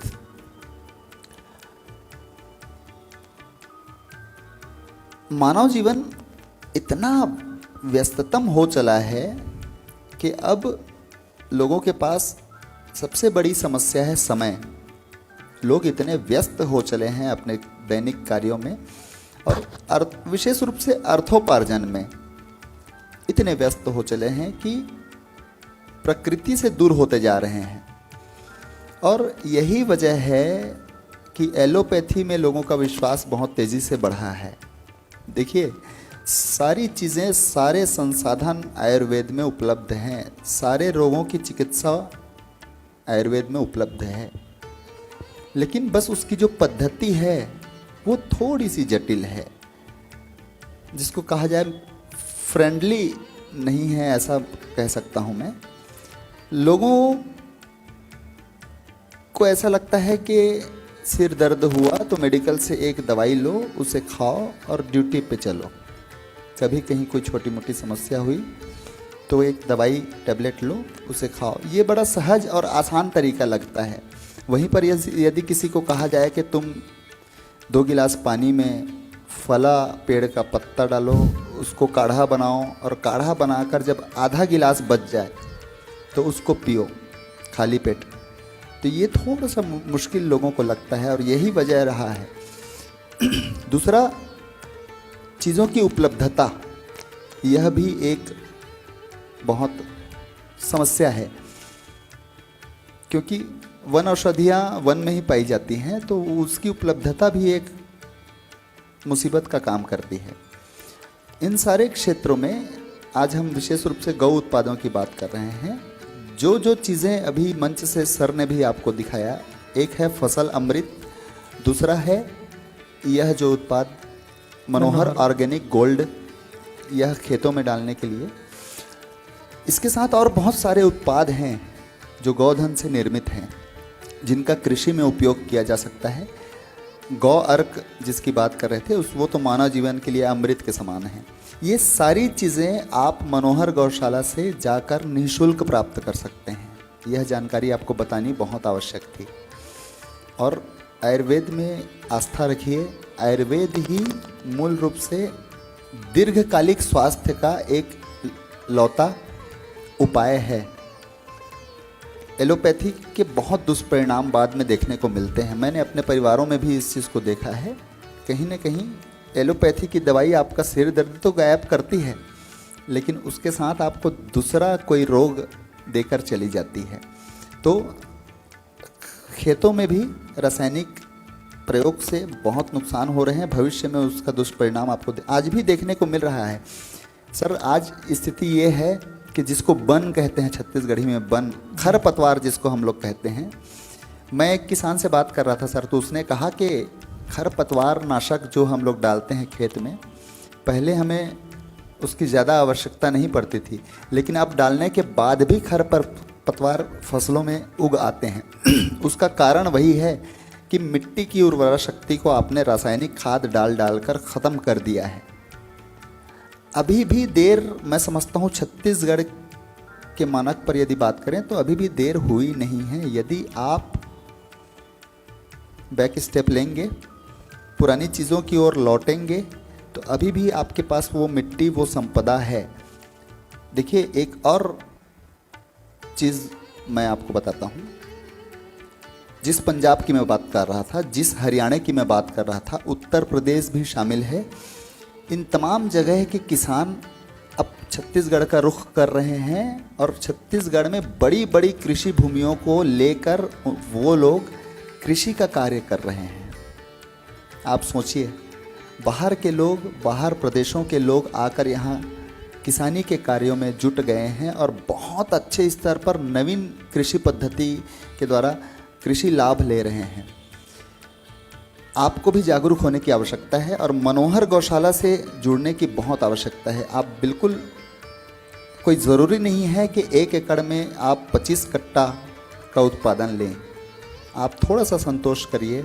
आप 20 कट्टा में अपना जीवन यापन भी कर सकते हैं। थोड़ा सा संतोष। और मैं समझता हूँ उत्पाद इतने तेजस्वी हैं, दिव्य हैं कि आपकी उत्पादकता में असर नहीं आएगा, लेकिन आपके स्वास्थ्य में इसका ज़बरदस्त असर आपको देखने को मिलेगा। जैसा सर ने आपको कहा कि उत्पादक चीज़ों, फसलों में स्वाद में भी परिवर्तन आप महसूस करेंगे। और मैंने इस चीज़ को महसूस किया है। हमारे यहाँ भी खैरागढ़ में बहुत से ऑर्गेनिक खेती के फार्म हैं, जहाँ से समय समय में मैं धनिया विशेष रूप से लेकर चला आता हूँ। उस धनिया की बात ही अलग होती है। उस धनिया को रखने के बाद भी हाथ से महक उसका जाता नहीं है। ये एक उदाहरण के तौर में देखिए, वेदों ने गौ माता को अवध्या कहकर पूज्यनीय माना है। वैदिक संस्कृति संसार की सर्वोत्तम संस्कृति है। इस संस्कृति ने अहिंसा को धर्म के 10 लक्षणों में, जीवन को उन्नतिशील बनाने वाले 10 यम नियमों में प्रमुख स्थान पर अहिंसा को रखा है। इसने दुष्ट की दुष्टता के दमन के लिए मन्यु की अर्थात सात्विक क्रोध की तो कामना की है, परंतु अक्रोध को धर्म के ही 10 लक्षणों में एक माना है। विधाता के विधान से रची गई इस सृष्टि के प्रत्येक प्राणी को वैदिक संस्कृति ने अपने लिए मित्र समझा है। वेद ने मनुष्य से अन्य प्राणियों के प्रति मित्रस्य चक्षुणा समीक्षा महे, अर्थात प्रत्येक प्राणी को अपना मित्र समझो, ऐसा व्यवहार करने का निर्देश वेदों ने हमें प्रदान किया है। इसलिए अपने मित्र के बीच रहकर कोई अनपेक्षित और अवांछित प्रतियोगिता वेद ने आयोजित नहीं की, अपितु सबको अपने अपने मर्यादा पथ में जीवन को जीने के लिए स्वतंत्र छोड़ा और अहिंसा का मार्ग अपनाने के लिए प्रेरित किया। एक मनुष्य की योनि ऐसी योनि है जो कर्म योनि भी है और भोग योनि भी है। इसलिए अपने मर्यादा पथ में रहकर अन्य जीवों के साथ मित्रवत व्यवहार करना मनुष्य का सबसे बड़ा प्रमुख कार्य है। अतः वेद ने मनुष्य से अपेक्षा की है कि सबसे अधिक तुझे ही मर्यादाओं का पालन करना पड़ेगा। इसलिए वेद ने मनुष्य से कहा है, न सेंधंतम रमिर नशतिम, कि यदि तू हिंसक बनेगा तो तू मोक्ष धन की प्राप्ति कभी भी नहीं कर पाएगा। अहिंसा को सर्वोपरि, अहिंसा परमो धर्म कहा जाता है, आपने जरूर सुना होगा। मां हिंसी तत्वा, अर्थात अपने शरीर से कभी भी हिंसा मत करो। यजुर्वेद का यह भी निर्देश है कि पशुन पाही, अर्थात हे मनुष्य तू क्योंकि सबसे श्रेष्ठ है अतः सभी प्राणियों की, पशुओं की रक्षा कर। ऐसे में गाय की हिंसा की तो बात ही आप छोड़ दीजिए, अन्य पशुओं की रक्षा करने के लिए भी वेद ने आदेशित किया है। ऐसी गाय घर में होनी चाहिए जो कि दुर्बल भी, हष्टपुष्ट और श्रीहीन भी शुश्रूक सुंदर शोभायान हो जाते हैं। इसलिए घरों में गोपालन को अच्छा माना जाता है। गाय को मनुष्य अपना धन मानता है और प्राचीन काल में गायें, हाँ इस बात को सुनिएगा, प्राचीन काल में गाय विनिमय का भी एक साधन हुआ करती थी। सर ने अभी थोड़ी देर पहले इस बात को कहा कि गाय को धन कहा जाता है, गौधन कहकर हम लोग पुकारते हैं। लोगों को इसके भेद के बारे में पता नहीं है, मैं आपको बताता हूँ। पौराणिक काल में गाय विनिमय का एक साधन हुआ करती थी। गाय से उत्पादित जो सामान है जैसे दूध, घी और पूरा का पूरा गाय। देखिए गरुड़ पुराण में एक उल्लेखित कथा है, गरुड़ पुराण आपने जरूर सुना होगा। उसमें वैतरणी नदी का उल्लेख किया गया है, जो कि पाप के बाद जब जीवात्मा नरक भोगने के लिए वहाँ पहुँचती है तो एक वैतरणी नदी का उल्लेख है, जो कि बहुत कष्टकारी नदी है, जिसको पार करना आसान नहीं होता है। तो यदि आप भागवत कथा सुनेंगे तो उसमें इस बात का उल्लेख है कि जो व्यक्ति अपने जीवन काल में गौदान अपने हाथों से किया है, उस व्यक्ति को यदि नरक भोगना पड़े तो वहाँ उसे वही जिस गाय को उसने धरातल में दान किया था वह गाय वहाँ उसे प्राप्त होती है और उसके पूंछ को पकड़कर वैतरणी पार वह कर सकता है। गाय की इतनी महिमा गरुड़ पुराण में भी बताई गई है। सर, इंदिरा गांधी कृषि विश्वविद्यालय में जो शोध कार्य जो चल रहा है, जिसमें शायद बहुत सारे वैज्ञानिक भी आपके साथ हैं, उस विषय में सर थोड़ा सा दर्शकों को आप बताएं। इंदिरा गांधी कृषि विश्वविद्यालय में एक तो फसल अमृत के बारे में जो बताया उस पर शोध चल रहा है। हाँ जी। ऑर्गेनिक गोल्ड के बारे में बताया, इस पे शोध चल रहा है जी। और वहाँ पे वो उनके एक मतलब कोर्स में ही है, वहाँ पे उन कोर्स में वो एक स्पीच जैविक कृषि, गौ आधारित कृषि का वो कराते हैं। तो लगभग अलग अलग जगहों में जहाँ कुछ वैज्ञानिक गण होते हैं, कुछ कृषक होते हैं, पीएचडी के स्टूडेंट्स होते हैं, वहाँ भी मुझे उन्होंने इसका विस्तार से वर्णन करने का अवसर लगभग प्रदान किया है जी। और वहाँ जितने भी सेमिनार्स होते हैं, ये जो शिविर लगते हैं, वहाँ पे कृषि का मेला लगता है, वो सारे मेले में हमारे पूरे गौ उत्पाद का स्टॉल वो प्रोवाइड कराते हैं। ये बड़ी हमारे लिए भी बड़ी मतलब गौरव की बात है। और एक स्टॉल में तो माननीय उपराष्ट्रपति श्री जगदीप धनखड़ जी ने भी हमारे साथ में इसका पूरा आशीर्वाद हमें दिया था जी। और वे स्टॉल में आकर जी सारी चीज़ों को स्वयं निहार के बहुत खुशी महसूस किए थे। हाँ, और हमने वहाँ पे सभी चीज़ें उनको बतौर गिफ्ट दी थी। हाँ। जो उन्होंने वहाँ के उपराष्ट्रपति सदन में जिसका उपयोग भी किया। और अभी जब हमें छत्तीसगढ़ शासन के द्वारा जी जो अवार्ड उन्होंने दिया, यति यतन लाल सम्मान छत्तीसगढ़ शासन, तो वो जब वहाँ पे मनोहर गौशाला का नाम सुने तो उन्होंने इतनी खुशी व्यक्त की और ये हमसे कहा कि भैया मैं तो मनोहर गौशाला का ही जो गोबर गणपति आपने प्रदान किया उसकी रोज पूजा करता हूँ। हम लोगों ने जो गोबर गणपति जी उनको एक मंदिर के रूप में प्रदान किए थे, उपराष्ट्रपति महोदय को जी। तो वो दोबारा जब भेंट उनसे हुई तो उनकी मेमोरी में इतना अच्छा था जी हाँ, कि बोले वो नीचे उसमें मनोहर गौशाला लिखा रहता है, यूजुअली गिफ्ट देते हैं जी बिल्कुल तो एक मनोहर गौशाला लिखा हुआ रहे तो याद रहता है। जी। तो वो रोज जब उसमें धूप बत्ती और दीप करते हैं तो वो बोले मैं तो रोज तुम्हारी ही गौशाला के प्रदान की हुई गोबर के गणपति भगवान की पूजा करता हूँ। तो ये बड़ा खुशी हुई कि देश के इतने मतलब शीर्ष व्यक्तित्व भी आज गौ माता को मान रहे हैं। आज हमको भी इसकी बहुत जरूरत है जी। और यही चीज इंदिरा गांधी कृषि विश्वविद्यालय भी प्रसारित करने का पूर्ण प्रयास कर रही है। माननीय वर्धा में जो सेवा आश्रम है महात्मा गांधी जी के द्वारा प्ररूपित, जिसको विनोबा भावे जी ने काफ़ी अपना समय दिया था, वहाँ भी 50 वैज्ञानिकों के बीच में और लगभग देश के जितने बेहतरीन कृषक हैं, बेहतरीन गौपालक हैं, वहाँ मुझे लगभग 20 मिनट का एक व्याख्यान करने का उन्होंने भी समय प्रदान किया था और मैं बड़ा उस समय बड़ा गौरवान्वित खुशी भी महसूस करता हूँ। और लगता है कि आने वाला पल गाय का ही आने वाला है। आपने पंजाब और हरियाणा की जो बात की थी, जी सर। मैं उसी बात पे आपको एक बात बताता हूँ जी। पंजाब और हरियाणा से एक स्पेशल ट्रेन चलती है अच्छा, दिल्ली के लिए, अच्छा, कैंसर स्पेशल ट्रेन। हम दर्शकगण इस पे ध्यान दें।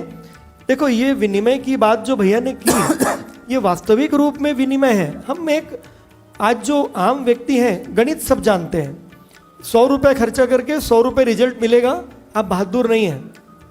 लेकिन अगर 10 रुपये खर्चा करके 90 रुपये मिलेगा, आप बहुत अच्छे एक वणिक हैं, बहुत अच्छे एक कृषक हैं। आप रेशियो को देखिए कि मैंने क्या डाला और क्या पाया। गाय के साथ भी वही है। गाय सूखा खाती है, पानी पीती है और पीछे हमें घी दे देती है, दूध दे देती है, उसके बाद में गोबर दे देती है, गौमूत्र दे देती है, जो उससे कई गुना कास्ट होती है। खेती में अपन वही चीज़ डालते हैं तो वो खेती हमारे लिए उन्नत खेती बन जाती है, हमारे स्वास्थ्य वर्धन हो जाती है। धन की बात करें तो हम अपने आने वाली पीढ़ी को यदि सोना चांदी हीरा मोती माणक दे, मेरे गुरुदेव जी हमेशा बोलते हैं जी हाँ। आप अपने बच्चों को हीरा मोती पैसा देंगे तो वो खा नहीं सकेगा। हाँ। खाना उसे अनाज ही पड़ेगा और अन्न जहरीला हो चुका है। क्या बात जी।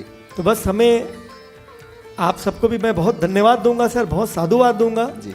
मुझे बड़ा अच्छा लगा, आपकी बातें सुन के भी अच्छा लगा, क्योंकि चूंकि एक तो एक खैरागढ़ की माटी है जी, दूसरा इस माटी के मैं आगे ये इंटरव्यू, हालांकि मैंने भारत देश के अलग अलग जगहों पे इंटरव्यू किया, लेकिन ये जो इंटरव्यू मेरी माटी में दिया मुझे रियली बड़ा गौरव है, क्योंकि अपनी माटी अपनी होती है। और आपने इसका नाम भी बहुत अच्छा रखा है कि खैरागढ़ के रत्न मतलब खैरागढ़ के रत्न। तो क्या बोलूँ मैं, कि मेरी माटी है और आप लोगों ने बहुत ही उम्दा तरीके से इसे संजोया है। इस जगह पे बहुत अच्छा कार्य कर रहे हैं। हम लोगों ने जब हमारी टीम ने बात की, मैंने स्वयं ने सर से बात की बतौर अतिथि इस कार्यक्रम में पधारने के लिए, तो सर ने एक शब्द में कहा कि मैं रत्न नहीं हूँ भाई, मैं कोई रत्न नहीं हूँ। इस बात को सर ने मुझसे कहा था, वो बात मेरे ध्यान में रह गई, मैं आपसे साझा कर रहा था। देखिए गौ की महिमा का बखान विशेष रूप से आज हम लोग कर रहे हैं। आज का पूरा दिन, आज का पूरा कार्यक्रम गौ माता को ही समर्पित है, उनके उन्नयन को ही समर्पित है। एक जानकारी मैं आपको बताऊं, जिस विषय में मैं बोलना चाहता था, आज अवसर लगा, सुनिएगा। आधिकारिक जानकारी है, शोध की हुई बातें मैं आपसे साझा कर रहा हूं, कोई मनगढ़ंत चीज़ें मैं आपसे साझा नहीं करूंगा, यह वादा करता हूं। देखिए 20 तोला गाय के शुद्ध घी से आप यदि यज्ञ करेंगे, सुनिएगा, 20 तोला, मात्र 20 तोला गाय के शुद्ध घी से यदि आप यज्ञ करेंगे तो वातावरण को आप 100 टन शुद्ध ऑक्सीजन प्रदान करते हैं। अभी कुछ दिनों पहले यज्ञ की बातें आई तो एक चर्चा हम लोगों के बीच में, क्योंकि शीतला मंदिर ट्रस्ट समिति का एक सदस्य मैं भी हूँ, छोटा सदस्य, तो हम लोगों ने भी इस विषय में मंदिर ट्रस्ट में सर हमने चर्चा की कि यज्ञ या तो आप मत करिए, मैं बहुत क्षमा के साथ इस बात को आपके समक्ष रख रहा हूँ, यज्ञ या तो आप मत करिए। और या तो आप यज्ञ कर रहे हैं तो उसमें जो आप सामग्री आहूत कर रहे हैं उन सामग्रियों की शुद्धता पे विशेष ध्यान रखिए।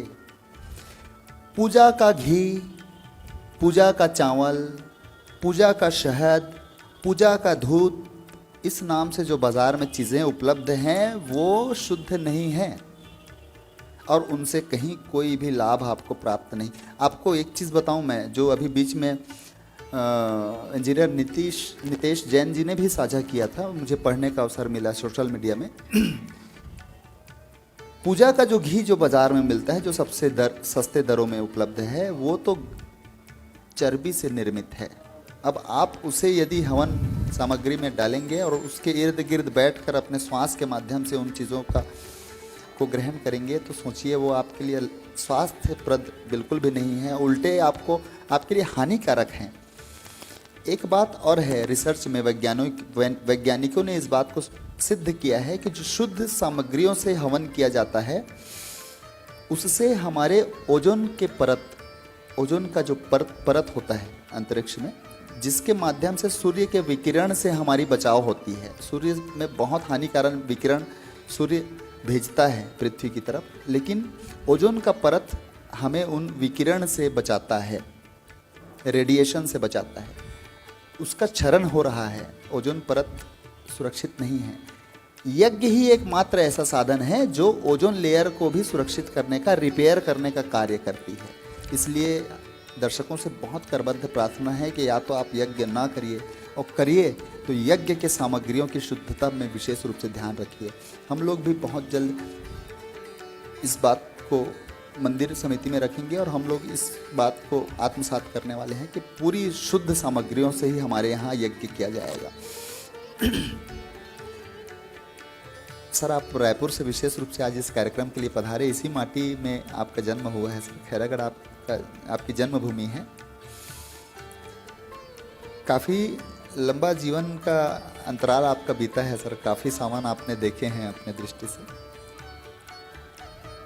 आपके सामाजिक जीवन की चर्चा काफ़ी देर से हम लोग कर रहे हैं, आपके व्यावसायिक जीवन की भी चर्चा मैंने की मनोहर साड़ी के विषय में। सर, मेरी ऐसी हार्दिक इच्छा है कि आपके व्यक्तिगत जीवन से जुड़ी कोई रोचक कोई प्रसंग आप मंच से दर्शकों से ज़रूर साझा करें सर, जिसको आप बताना चाहें।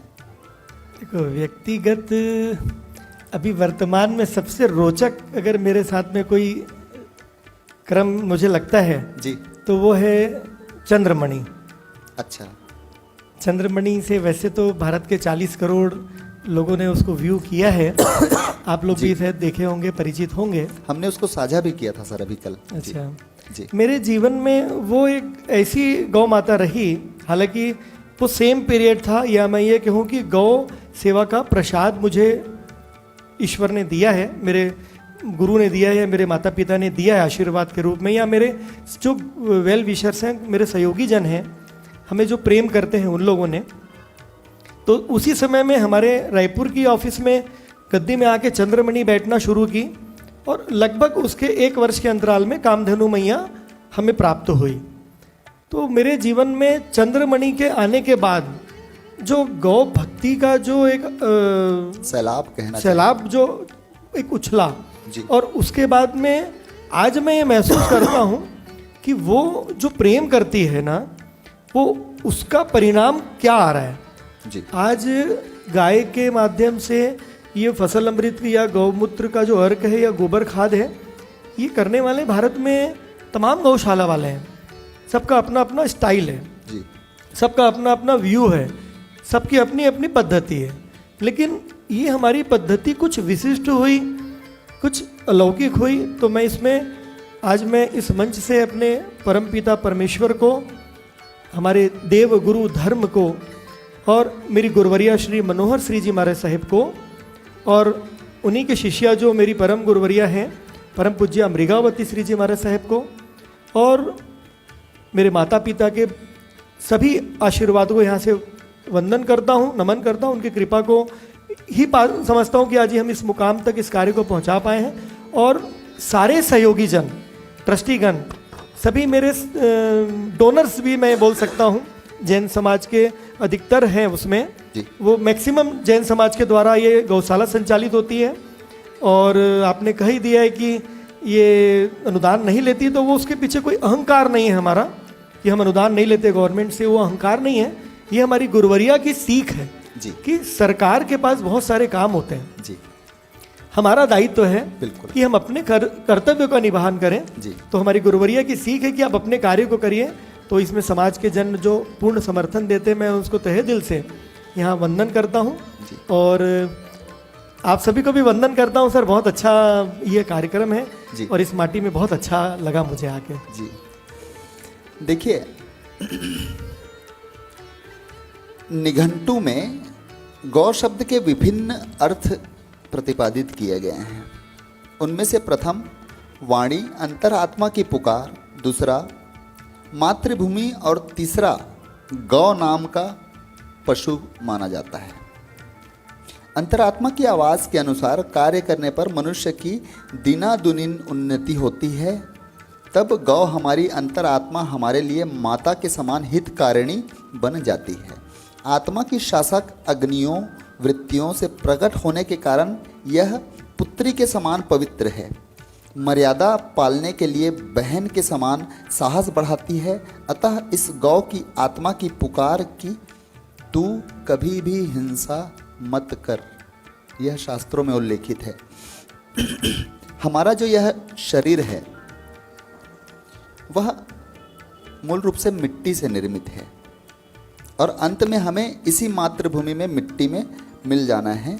इसलिए हम पर मातृभूमि का बहुत ऋण है और इसी से उपजे हुए खाद्यान्न को से भरण पोषण करके हम अपना जीवन यापन करते हैं।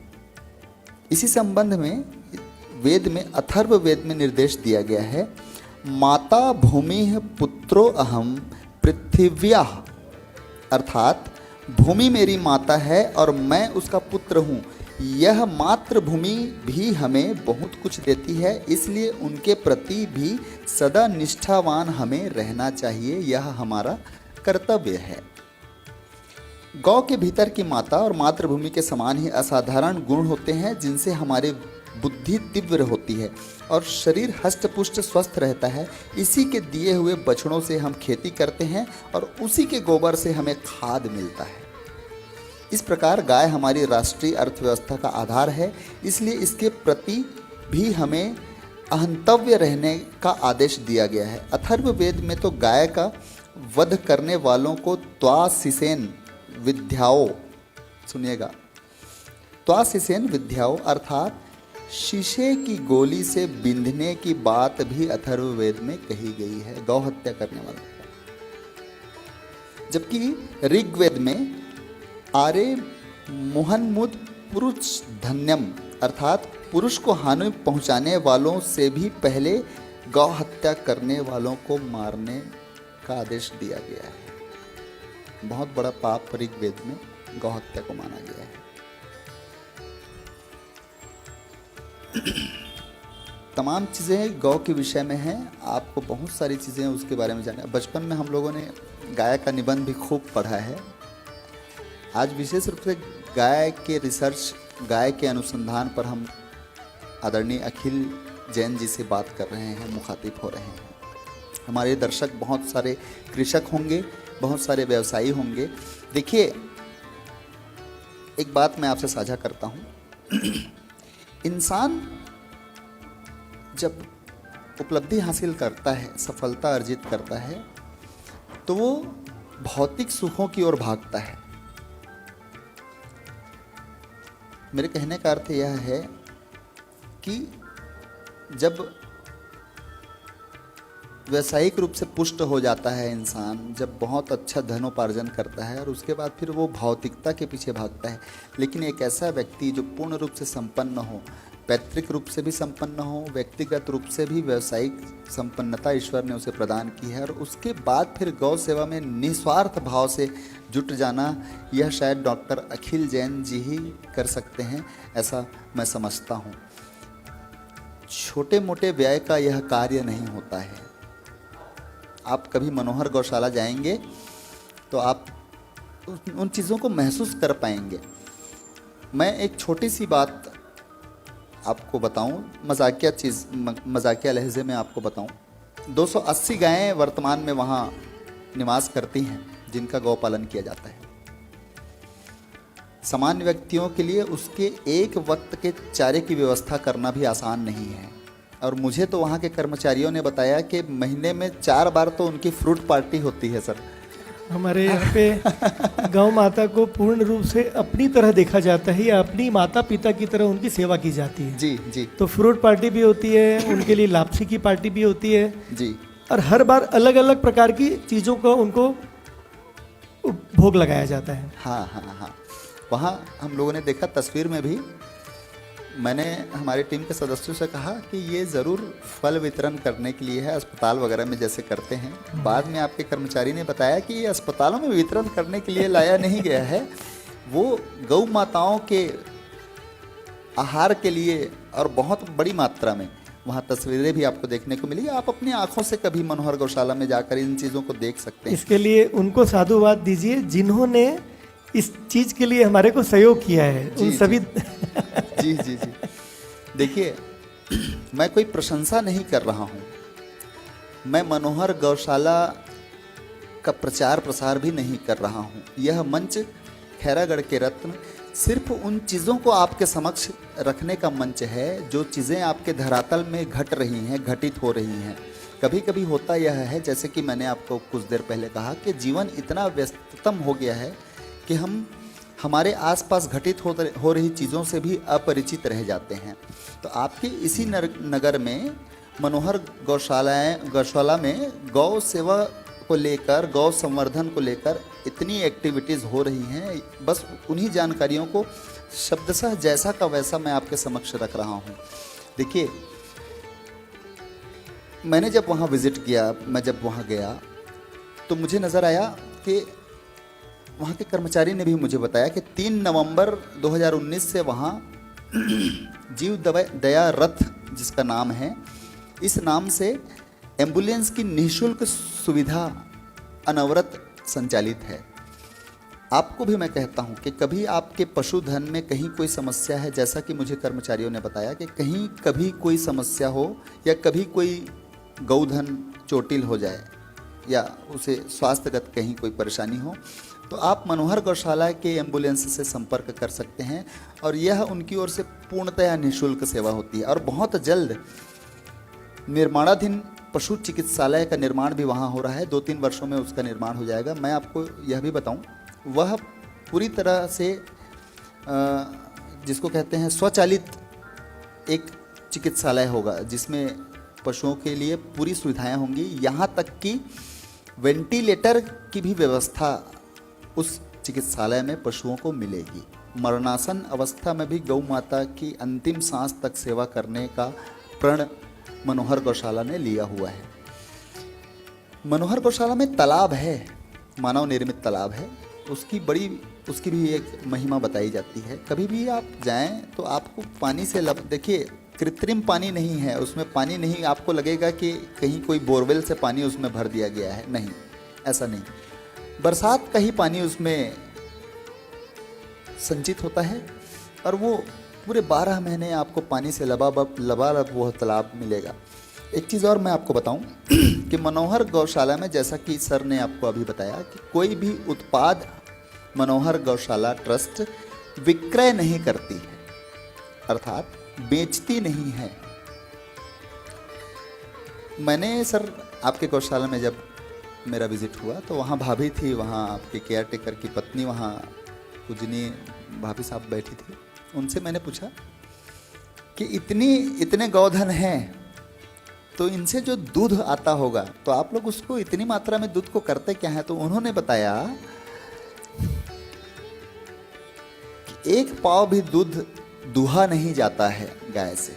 गाय को दूहने की परंपरा मनोहर गौशाला में नहीं है। जितने भी बछड़े हैं सभी को छत्तीसगढ़ी में कहा ढील दिया जाता है, स्वच्छंद छोड़ दिया जाता है, स्वतंत्र कर दिया जाता है। और जितने भी बछड़े हैं वो गौ माता के दूध का रसपान करते हैं। मनोहरशाला उसके दुग्ध उत्पादों का भी विक्रय नहीं करती है। कामधेनु के विषय में मैं आपको बताया, मैं उसका नाम भी आपको बताता हूँ। सौम्या उस गौ माता का नाम है, कामधेनु का नाम है। मनोहर गौशाला में आपको उसके दर्शन प्राप्त होंगे। ज़रूर मैं बार बार इस विषय में आपसे आग्रह कर रहा हूँ, क्योंकि मेरे भी जीवन में पहली बार रहा कि जब मैंने कभी कामधेनु का दर्शन प्राप्त किया, जो कि मनोहर गौशाला में मैंने मेरे जीवन में वृतांत में सदैव मेरी स्मृति में वह चीज़ बना रहेगा। और उस कामधेनु के विषय से जुड़ी हुई कुछ चीज़ें हैं सर, वो आप अपने मुखारबिंद से ही शेयर करें, जैसे हाथी दांत वगैरह का ऐसा कुछ है उसमें।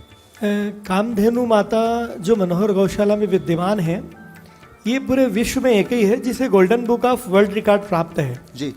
इसके लक्षण के बारे में मैं बताता हूँ। एक तो सबसे प्रथम लक्षण कामधेनु में होता है कि उसकी पूंछ जमीन तक टच होनी चाहिए। अच्छा। वो भी मतलब जैसे वहाँ आप देखेंगे तो पूंछ जमीन तक पूरी 45 डिग्री टच होती है। हाँ, वो हमने देखा सर वहाँ पर। और हाँ, उसके अलावा उसके आंखों से अमृत की धारा, जी जो गाय दुर्बल होती है और अश्रु निकालती है उसका मतलब वो दुखी है। जी। लेकिन जो गाय हृष्ट पुष्ट होती है और अश्रु निकालती है वो बहुत सुखी गाय कहलाती है, बहुत ही ईश्वरी गाय कहलाती है, वही कामधेनु होती है। वो अमृत की धारा करुणा के रूप में इस धरती को प्रवाहित करती है। आपने देखा होगा इसकी पीठ में एक इस प्रकार से जैसे दूज का चांद होता है, हाँ हाँ हाँ, वो इसमें है, धारियां बनी हुई हैं तो सर। वो दूज के चांद का भी एक प्रतीक है, इसे ईश्वरी प्रतीक माना जाता है जी इसके पैर में पीछे की तरफ कमल की दंडी बनी हुई है, जी। जो वास्तविक रूप में दर्शन करने से बहुत सारे अपने कष्ट निवारण हो जाते हैं, पाप निवारण होता है, ऐसा वैदिक शास्त्रों का कहना है जी। इसके चारों पैर में हाथी के दांत की तरह एक वर्णन है, उसको आप देखेंगे तो समझ में आएगा। और गणेश जी का दांत भी इसके चारों पैर में है, पैर में है, जो एक दांत पूरा और एक दांत आधा होता हम है। लोगों ने उस चीज को देखा सर अपने आंखों से जी। और ये हाथी की तरह चलती है, गजगामिनी की तरह चलती है। अच्छा। और काल भैरव चारों पैर में बना हुआ है, जी। अलग अलग वैदिक स्पर्श इसके हैं, भंवर बना हुआ है इसके पीठ के ऊपर में, पीठ में जी। इसका दृश्य जो आप देखेंगे ककुत का जो हम्प बोलते हैं जी वो एक अलौकिक बड़ा, काफी बड़ा है जी। और ये मानव की पूरी भाषा को समझती है। और यूं कहूं तो मैं और ये यानी कामधेनु की माता की और चंद्रमणि जो रायपुर में गौ माता आती है, इन दोनों से मैं बात करता हूँ। हाँ पूरी मेरी बात ये समझती है जी और इनकी पूरी बात मैं समझता हूँ। जी। मतलब एक प्रकार से संवाद भी करता हूँ। बीच में चंद्रमणि के बारे में बता रहे थे आपके केयर टेकर जो हैं कि बीच में 6 महीने के लिए चंद्रमणि को खैरागढ़ ला लिया गया था। वो रायपुर में कुछ प्रॉब्लम ये हुआ कि वो ड्राई कैटल जो होता है ना जोन, जी हाँ जी कि भाई ये कैटल फ्री जोन जी। वैसा हो गया था वो। अब चूंकि वो गाय ईश्वर की है तो उसको कहीं स्थानांतरित कर दिया था, बहुत मुश्किल से खोजा गया जी। तो फिर मुझे लगा कि इसको सुरक्षित खैरागढ़ भेज दिया जाए। हाँ। बट यहाँ वो रह नहीं पाई, जबकि सुविधा वहां से यहाँ ज्यादा थी। चंद्रमणि ने सर में उठा लिया था पूरा गौशाला को। आपके बगैर उसको रहना बहुत आसान नहीं था। आपके केयर टेकर ने बताया कि मुझे भी मारने दौड़ाती है और साहब भी जब आते हैं तो आपसे भी उसकी शिकायत रहा करती थी कि आपने मुझे यहाँ क्यों लाया। और प्रमाण देखिए, आपको ऐसा लगेगा कि पशु है तो ऐसी हरकतें पशु कर रहा है, ऐसा आप सोच सकते हैं, लेकिन इस बात का प्रमाण देखिए। चंद्रमणि जब यहाँ से गई उसी दिन से उसके व्यवहार में परिवर्तन आया, वो सुचारू रूप से सर ये सही बात है, एकदम सही बात जी। रायपुर में जाने के बाद, अपने मूल स्थान में पहुंचने के बाद चंद्रमणि फिर से शांत अवस्था में हो गई। मारपीट जिसको हुबेलना छत्तीसगढ़ वो एक्चुअल में ना यहाँ पे वो आने के बाद में उसको जो मन में डिप्रेशन जैसा बोलते हैं वो चीज उसमें दिखी, जो मैंने महसूस की, जो उनसे संवाद किया। और जैसे ही इसको रायपुर वापस लेके गए, विद इन 1 मिनट जी उसके चेहरे में, उसके स्वरूप में, उसकी सारी व्यवस्थाओं में बदलाव आ गया। और 5 मिनट के अंदर तो वो दुकान की गद्दी में जाके अपने विराजमान हो गई। एक चीज और मैंने सुना सर, कुछ लोगों ने मुझे रायपुर में ही, जब मैंने इस विषय में चर्चा की आपके इर्द गिर्द, आपके प्रतिष्ठान के इर्द गिर्द, तो लोगों ने मुझे बताया कि जब चंद्रमणि खैरागढ़ आई थी तो वो जिस दल में घूमती है, जिस समूह में घूमती है, वो समूह शायद गायब हो गया था, गायब हो गया था, विलुप्त हो गया था। और वापस फिर से उसके आते ही चंद्रमणि रायपुर गई तो सारा उनका जो समूह है, पूरा समूह फिर से एक साथ नजर आया। वो एक्चुअली किंग गाय है, क्वीन या किंग जिसको बोलते हैं, जिसके पीछे लश्कर चलता है। अच्छा। और वास्तविक रूप में वो कोई अलौकिक गाय है, नहीं तो कांच का दरवाजा खोलना एयर कंडीशनर शोरूम में घुसना, फ्रिक्वेंट रूप से 2.5 फुट ऊपर गद्दी में आके बैठना जी। और इतनी सी गद्दी में पूरा घूम के विश्राम कर लेना, ये सामान्य बात नहीं है। और टाइल्स में चलना, जी मतलब ये वाकई अलौकिक और द्वितीय लक्षण तो है उसमें। जी जी जी। एक और चीज़ है चंद्रमणि के विषय में, जैसा कि सर ने कहा है, मैं भी पशु नहीं कहूँगा, गौ माता है। मैं भी सुधार करूँगा सर इस विषय में, अब से मैं पशु नहीं कहूँगा। चंद्रमणि मनोहर साड़ी जो एक्सक्लूसिव शोरूम है महालक्ष्मी मार्केट में, जिसके संचालक हैं आदरणीय डॉक्टर अखिल जैन जी, उस प्रतिष्ठान में प्रतिदिन आती है। अब आपके मन में एक कौतूहल होगा कि चंद्रमणि पशुधन के रूप में जानी जाती है, तो कभी कहीं शोरूम के भीतर मूत्र त्याग या फिर गोबर जैसी चीज़ें, मैंने इस विषय में लोगों से पूछा कि कभी ऐसी घटना होती है क्या, तो नहीं, चंद्रमणि कभी भी ऐसी चीज़ें शोरूम के भीतर नहीं करती है। अब आप इस चीज़ को क्या समझेंगे? चंद्रमणि शोरूम से बाहर जाने के बाद ही गोबर करती है या मूत्र त्याग करती है, जो भी चीज़ें हैं वो बाहर करती है, भीतर शोरूम में कभी ऐसी घटनाएं चंद्रमणि से होती नहीं हैं। तो ये एक दिव्य चीज़ चंद्रमणि के विषय में बताना भी मुझे बहुत आवश्यक है। सफेद चादर बिछी होती है दुकान की गद्दी में, हाँ, आपकी गद्दी वो भी गंदी नहीं होती, इतना पैर साफ करके अंदर आती है वो। अच्छा जी जी जी जी। मनोहर गौशाला में बहुत सी बड़ी बड़ी हस्तियों ने अपने कर कमल वहाँ रखे हैं और कामधेनु माता के दर्शन प्राप्त किए हैं, जैसे कि श्री विश्वभूषण हरिचंदन, जो कि पूर्व महामहिम राज्यपाल हुआ करते थे, सुश्री अनुसुईया उइके जी महामहिम राज्यपाल रही छत्तीसगढ़, उन्होंने भी मनोहर गौशाला में अपने कर कमल चरण रखे। राज्यपाल रामेन डेका साहब, वो भी अभी हाल ही में मनोहर गौशाला का उन्होंने रुख किया था, काफ़ी समय वहाँ व्यतीत किया था। गौधन को लेकर पूरी जानकारी समय समय पर लेते रहते हैं और साहब जैसे बता रहे थे, आज भी राजभवन से बहुत सारी चीज़ें वहाँ पर गौ उत्पाद दिया जाता है, भेजा जाता है और मॉनिटरिंग बीच बीच में की जाती है। सर, काफ़ी समय से आप खैरागढ़ से बाहर निवास कर रहे हैं, लेकिन फिर भी काफ़ी वक्त खैरागढ़ में बीता तो है आपका, और वर्तमान में भी जैसे आप बता रहे थे 2-3 दिन तो सप्ताह में खैरागढ़ में आपका बीतता है। हम लोग कोशिश करते हैं सर कि खैरागढ़ के वर्तमान स्वरूप को, जो अलग अलग हमारे अतिथि हैं, जो हस्ती यहाँ पधारते हैं, उनके नज़रिए से खैरागढ़ कैसा है, क्या बदलाव है, अतीत में कैसा था, क्या है, और वर्तमान में क्या बदलाव देखने को मिल रहे हैं, और भविष्य को लेकर लोगों की आकांक्षाएं क्या हैं। जो अतिथि पधारते हैं, उनकी आकांक्षाएं खैरागढ़ को लेकर क्या है, यह जानने की कोशिश हम लोग करते हैं सर। वही मैं आपसे भी जानना चाहता हूँ। देखो, खैरागढ़ अपने आप में एक अद्वितीय जगह है जी, एक तीर्थ स्वरूप जगह है जी बिल्कुल सर, जहाँ पर बड़ी बड़ी हस्तियों ने जन्म लिया है। जी, पद्मलाल पुन्नालाल जी बख्शी ने यहाँ पे जन्म लिया है। बिल्कुल बिल्कुल जी। और जैन में अगर देखा जाए तो हमारी जो मम्मी जी हाँ, यहाँ पे रही, स्वर्गीय कमलाबाई डाकलिया, उन्होंने जी खैरागढ़ के नाम को पूरे हिंदुस्तान में जैन समाज में, जी हाँ जी, आज अगर कहीं भी तीर्थ में जाएं, जी, आज उनका देवलोक गमन किए 27 वर्ष हो गए हैं, लेकिन फिर भी भारत के आप जिस भी तीर्थ में जाके खैरागढ़ अंकित करेंगे रजिस्टर्ड में, और वहाँ आज भी जो व्यक्ति बैठा होगा 27 वर्ष के बाद भी, जी हाँ जी, तो वो सीधा बोलेगा कि भैया वो कमलाबाई वाला खैरागढ़। किसी भी गुरु भगवंत के पास जाएं तो वो भी खैरागढ़ का नाम लेते ही आदरणीय माँ को याद जरूर करेंगे जी। तो ये बड़े बड़े विलक्षण विभूतियों की धरती है जी। यहीं पर हमारी बहन महाराज साहब, जो भी पूरे देश में जिन शासन के गौरव के रूप में परम पूज्य मृगावती श्री जी महाराज साहब ने भी यहीं पे इसी माटी में जन्म लिया है जी। मुझे बड़ा खुशी वापस से, कई लोग बोलते हैं आप खैरागढ़ में नहीं खोल के इसको रायपुर में खोलें गौशाला को। आपने भी कहा जैसे हम 3 विहार धाम हमारा है, खैरागढ़ के बाहर है, एक महाराष्ट्र में है, 2 छत्तीसगढ़ में है, वहाँ भी मैं जाता हूँ लेकिन जो यहाँ आने के लिए जो चुंबकीय आकर्षण है, या ये कहें कि जन्मभूमि है, ये भी होगा। जी। यहाँ का आकर्षण तो है, यहाँ के लोगों की जो मिठास है, बिल्कुल।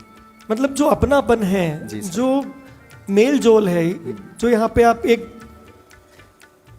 प्रांगण से दूसरे प्रांगण में गए तो जो आत्मीयता है वो भी अद्वितीय है। अद्वितीय है जी। और यहाँ से भविष्य की जो आप कह रहे हैं कि भाई क्या सोचते हैं, तो मैं तो यही चाहूँगा कि हम यहाँ जन्म लिए हैं, मेरे बड़े भैया बबलू भैया जी डाकलिया बैठे भी हैं यहाँ पे, आदरणीय डाकलिया साहब बैठे हैं, हमारे मार्गदर्शक हैं गौशाला के, इनका आशीर्वाद है। मैं चाहूँगा कि खैरागढ़ संगीत के रूप में विश्व में विख्यात है जी।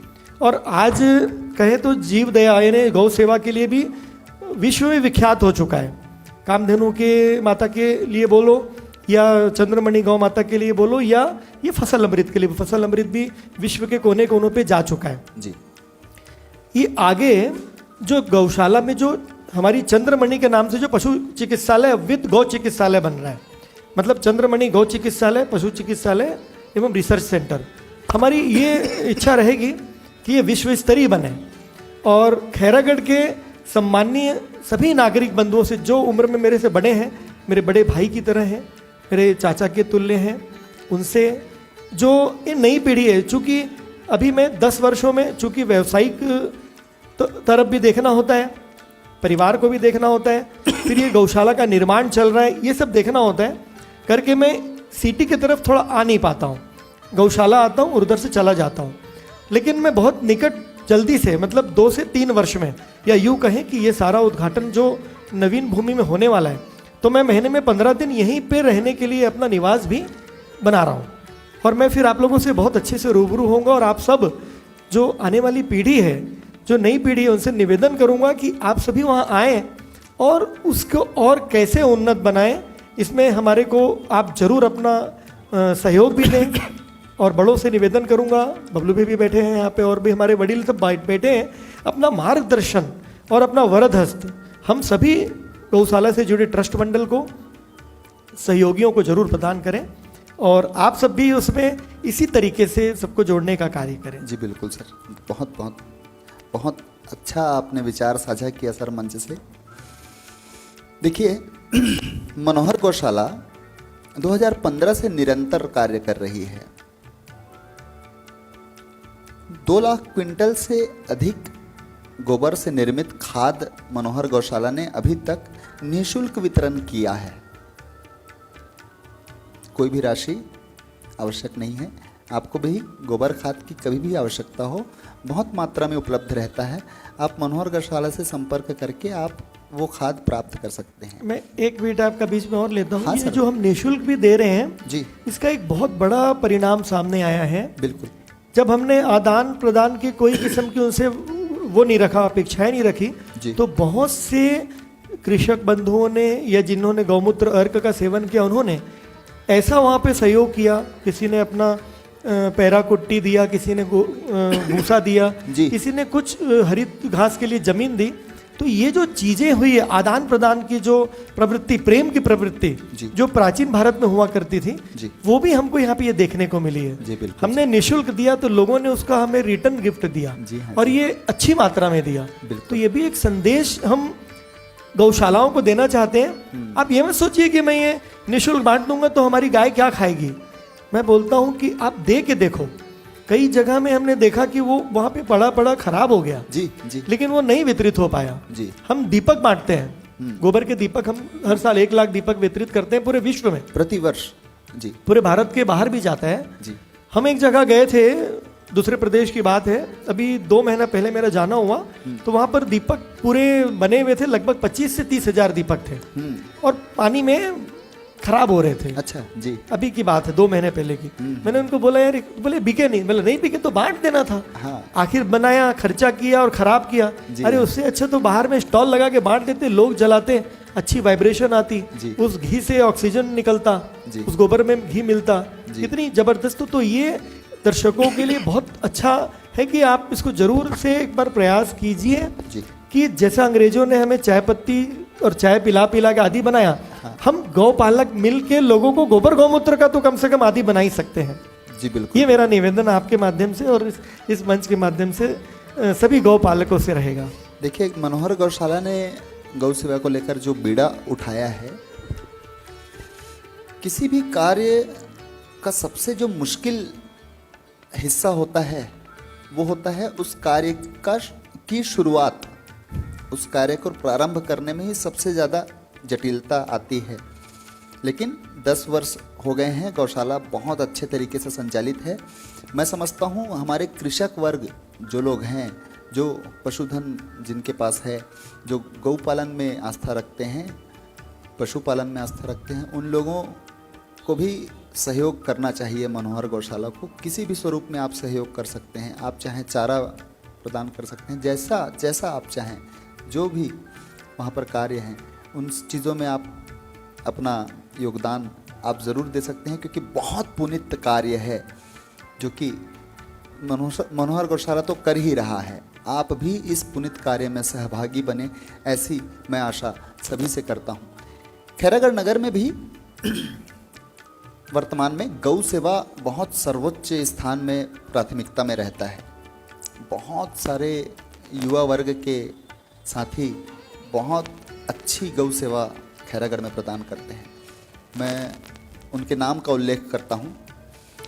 नमन डाकलिया जी, नितेश जैन, शिवम यादव, शुभम यादव, अजय मोहबिया, संदीप सिंह, संजय वालेचा, अमन पटवा, राजू यादव, गोविंद सोनी, सागर यादव और अमन पटवा, ये तमाम एक विशेष नाम और लीजिए, चमन जो हमारे साथ में कार्य करता है। जी हाँ, जी हाँ, चमन डाकलिया, चमन भैया का जो बेटा है। अच्छा, हाँ, क्षमा करिएगा, वो नाम नहीं, वो बहुत, हाँ, नमन भी हमारा ही भतीजा है। चमन लेकिन जो सेवा देता है, नमन भी वहाँ पे बहुत बढ़िया सेवा देता है।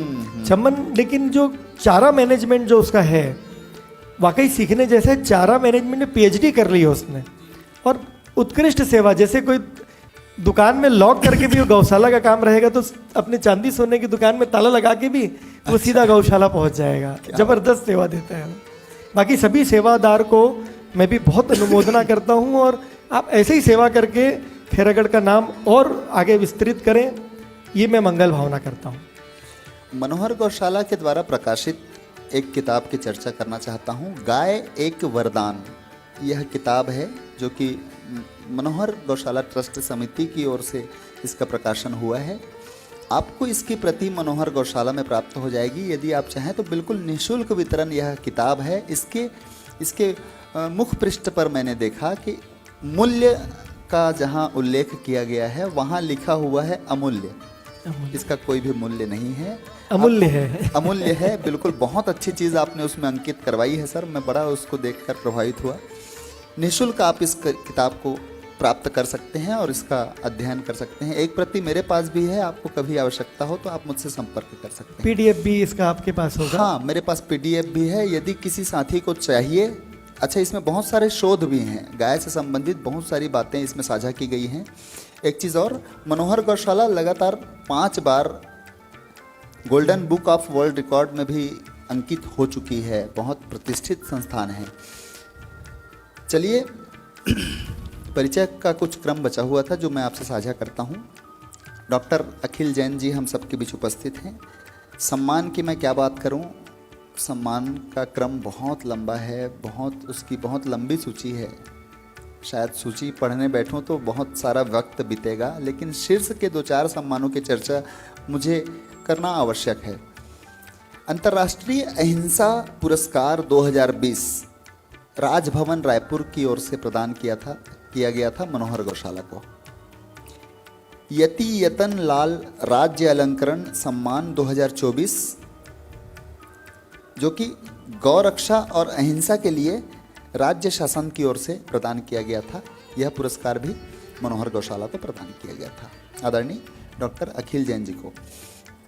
प्राणी मित्र एवं जीव दया सम्मान, पशु सेवा कल्याण का सर्वोच्च यह सम्मान होता है, जो कि राष्ट्रीय सम्मान भारतीय जीव जंतु कल्याण बोर्ड नई दिल्ली भारत सरकार की एक शाखा है।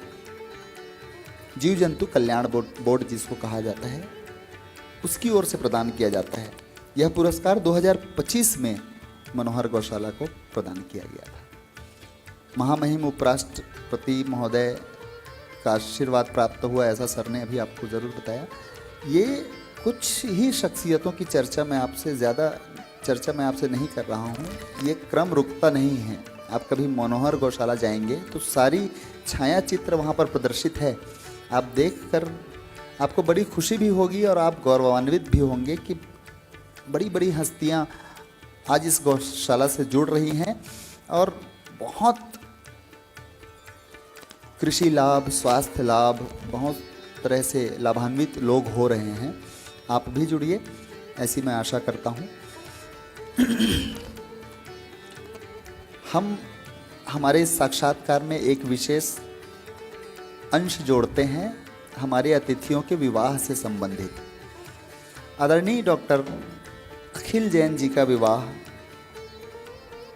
12 मई 1999 को रायपुर राजेंद्र नगर जैन मंदिर के पास श्री ज्ञानचंद जी कोचर जी के घर में, जो कि बैग के बहुत बड़े व्यापारी हैं, और श्रीमती उर्मिला जी कोचर जो कि मूल रूप से गृहिणी हैं, इन दोनों के दाम्पत्य में उनकी 3 बेटियों में तीसरी संतान सपना कोचर जी के साथ आप परिणय सूत्र में बंधे थे 12 मई 1999। मैंने कोचर इसलिए कहा क्योंकि मूल रूप से भाभी साहब जब मायके में थी तो कोचर थी, और उसके बाद सपना डाकलिया के रूप में उनका रूपांतरण हुआ।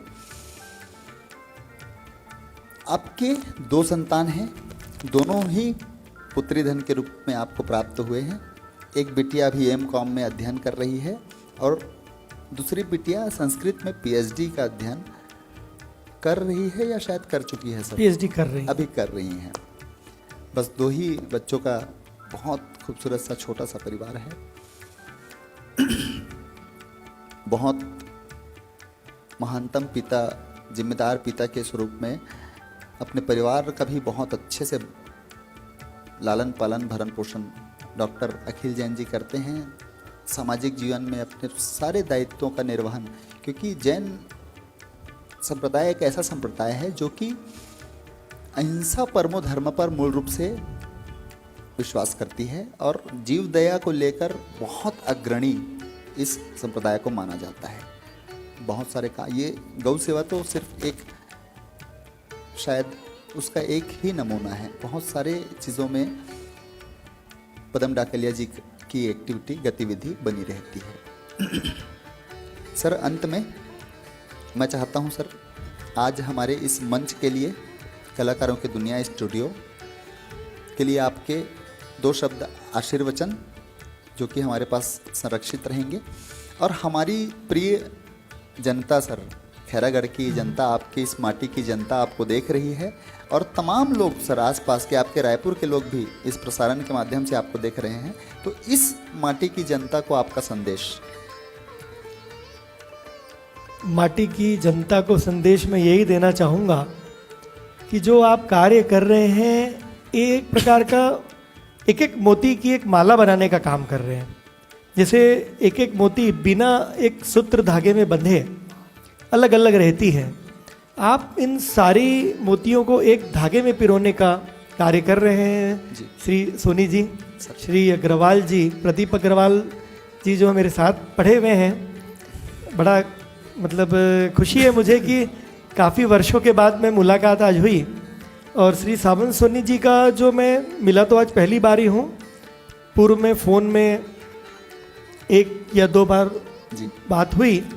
माननीय भागवत शरण जी ने आपका रेफरेंस किया, तो चूँकि ये भागवत भैया की बात थी तो ज़्यादा कुछ विषय ही नहीं था। जी सर। लेकिन आपकी जो शब्द शैली है वो भी वास्तविक रूप में बहुत अद्वितीय है, और मैं अपनी तरफ से और अपनी पूरी गौ माता की तरफ से, माननीय आपका भी बहुत अच्छा, अभिषेक जी अग्रवाल, आपका भी बहुत अच्छा, आपने ये स्टूडियो तैयार किया है। और जैसा कि सावन जी ने बताया कि आप पूरी तन्मयता के साथ इसमें, पूरी तल्लीनता के साथ में इसमें अपना समय देते हैं, अपनी ये धरती दी है, तो निश्चित तौर पे तो रत्न आप ही लोग हैं। तो खैरागढ़ के रत्न, वैसे मैं अगर कहूँ तो आप सब ही खैरागढ़ के रत्न हैं और मैं खैरागढ़ का ये माटी का पुत्र हूँ और वाकई में मैं आज गौरवान्वित हूँ और आप सबको मैं बहुत बहुत साधुवाद देता हूँ और पूरी गाय माता की तरफ से, विशेष कामधेनु और चंद्रमणि की तरफ से मैं आप लोगों को गौ साधुवाद प्रदान करता हूँ। आप ऐसे ही और एक सूत्र में लोगों को जोड़ने का काम करें, एक मंच में लोगों को लाने का काम करें। ये मंच का एक फ़ायदा यही होता है कि अपन यहाँ एक जगह बैठे हैं, हजारों दर्शक आज हैं, कल इसमें और गुणात्मक रूप से बढ़ेंगे और कहीं ना कहीं इसकी एक अपील तो जाएगी और कोई एक व्यक्ति भी इससे जुड़ के गौ सेवा के क्षेत्र में या गौ सेवा के द्वारा मानव सेवा के क्षेत्र में या गौ सेवा से कृषि को उन्नत करने के क्षेत्र में, कोई भी क्षेत्र में अगर आगे बढ़ता है तो उसकी क्रेडिट आपके इस मंच को जाएगी। तो मैं पूरे मनोहर गौशाला टीम की तरफ से, देखो मैं सिर्फ टीम का एक मुखड़ा हूँ, मेरी पूरी टीम है और मैं हमेशा बोलता हूँ कि आप जो भी बोलेंगे तो हमारी टीम के लिए बोलिएगा। उस टीम के हमारे हिस्से यहाँ बैठे भी हैं और जो नहीं भी बैठे हैं, कोई अलग अलग जगहों में है, उन सबको मैं यहाँ पे प्रणाम भी करता हूँ और उन सब की तरफ से आपको साधुवाद देता हूँ। बहुत बहुत धन्यवाद सर।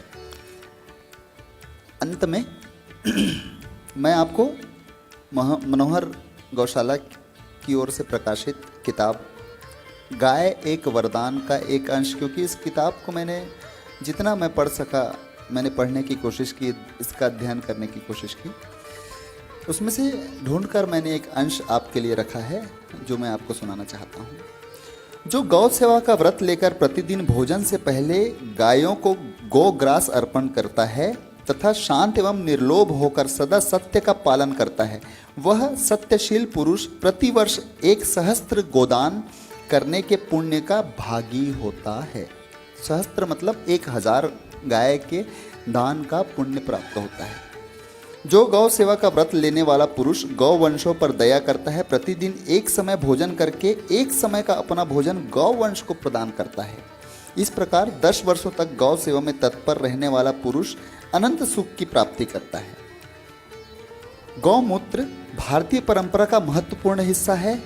यह न केवल पवित्र है बल्कि इसके विभिन्न महत्वपूर्ण औषधीय उपयोग भी हैं। आयुर्वेद में शास्त्रीय ग्रंथों अर्थात चरक, सुश्रुत और वाग्भट्ट संहिता में अष्टमूत्र 8 प्रकार के मूत्रों के साथ साथ इनके गुणों, संकेतों और योगों का वर्णन किया गया है। गौमूत्र इनमें से एक है। कहा जाता है गौमूत्र का आध्यात्मिक प्रभाव भी होता है। गौमूत्र को जीवन का जल या अमृता के रूप में वर्णित किया गया है, जो भगवान का अमृत है। पंचगव्य गौमूत्र दूध, गोबर, घी और दही का मिश्रण है। भारतीय गाय की नस्लें अनोखी और विशिष्ट प्रजातियां होती हैं, जिन्हें कामधेनु और गौ माता के रूप में जाना जाता है, पूजा जाता है। एक भ्रांति मैं और क्लियर करना चाहता हूँ। काऊ और गाय में एक बहुत सूक्ष्म अंतर होता है। हमारे यहाँ भारतीय परंपरा में किसी को कहें कि भाई गाय किसे कहा जाता है, तो आजकल के बच्चे, अंग्रेजी माध्यम के बच्चे कहते हैं काऊ, काऊ को गाय कहा जाता है। नहीं, काऊ को गाय नहीं कहा जाता है। गाय एक पृथक जीव है। पाश्चात्य संस्कृति में जिसको काऊ कहा जाता है उसमें कुबड़ नहीं पाया जाता उसके पीठ पर। आप अवलोकन करेंगे तो इस चीज़ को पाएंगे। हमारे यहाँ देसी नस्ल में जितनी भी गायें हैं जिनकी हम लोगों ने अभी चर्चा की, सभी में आपको कुबड़ देखने को मिलेगा और उसी को गाय कहा जाता है, गौ माता कहा जाता है। लेकिन हाँ, यहाँ पर वर्णित भी है शायद सर ये चीज़। गाय और काऊ के अंतर को बहुत तरीके से, वैज्ञानिक तरीके से विश्लेषित किया गया है। हाँ बिल्कुल बिल्कुल, विदेशी गाय और देशी गाय, ये इस किताब में आप इस बात को पढ़ पाएंगे। गाय एक वरदान, मैंने तो कहीं और इस चीज़ को पढ़ा, यहाँ भी इस बात का उल्लेख है। ज़रूर इस किताब का अध्ययन करिएगा, बहुत अच्छी किताब है, बहुत शानदार किताब है। तो एक चीज़ जो लांछिक रूप से मैंने आपको बताया कि कुबड़ काऊ में नहीं होता और काऊ उतनी लाभकारी भी नहीं होती है। और काऊ में एक और दोष है कि जैसे कि मैंने आपको बताया था कि गाय ऑक्सीजन ही लेती है और ऑक्सीजन ही देती है, लेकिन पाश्चात्य संस्कृति की जो गायें हैं उनमें यह थोड़ा सा दोष पाया जाता है कुछ मात्रा में। चलिए, आशा करता हूँ कि गौधन से संबंधित जितने भी व्यक्ति हैं, गौ सेवक हैं, हमारे कृषक हैं, साथी हैं, बहुत सारे ऐसे व्यवसायी भी हैं जो गौ सेवा में अपनी आस्था रखते हैं और करते भी हैं। जन सामान्य के लिए यह एपिसोड हमारा खैरागढ़ के रत्न बहुत सार्थक होगा, बहुत लाभकारी होगा। आदरणीय डॉक्टर अखिल जैन जी ने बहुत सारगर्भित तरीके से और बहुत विस्तृत तरीके से भी अपनी बातों को रखने की कोशिश की। बहुत सारे ट्रेनिंग का अंश भी इस एपिसोड में है, आप ज़रूर देखिएगा। चलिए, आशा करता हूँ यह पूरा एपिसोड आपके लिए सार्थक रहा होगा, कुछ मनोरंजक भी आपके लिए ज़रूर रहा होगा। अगले शुक्रवार को फिर से भेंट करवाऊंगा किसी बहुत शानदार इस माटी के शख्सियत से।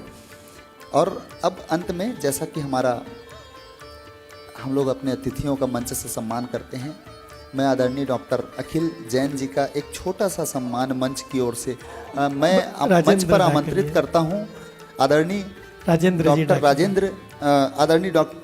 राजेंद्र डायकलिया साहब को, जो कि डॉक्टर अखिल जैन जी के बड़े भाई हैं।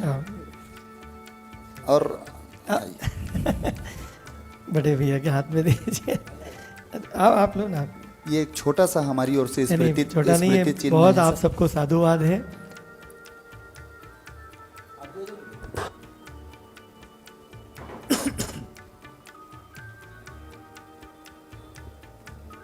धन्यवाद सर। ये आप समर्पित है बड़े भैया को क्योंकि बहुत बहुत। चलिए,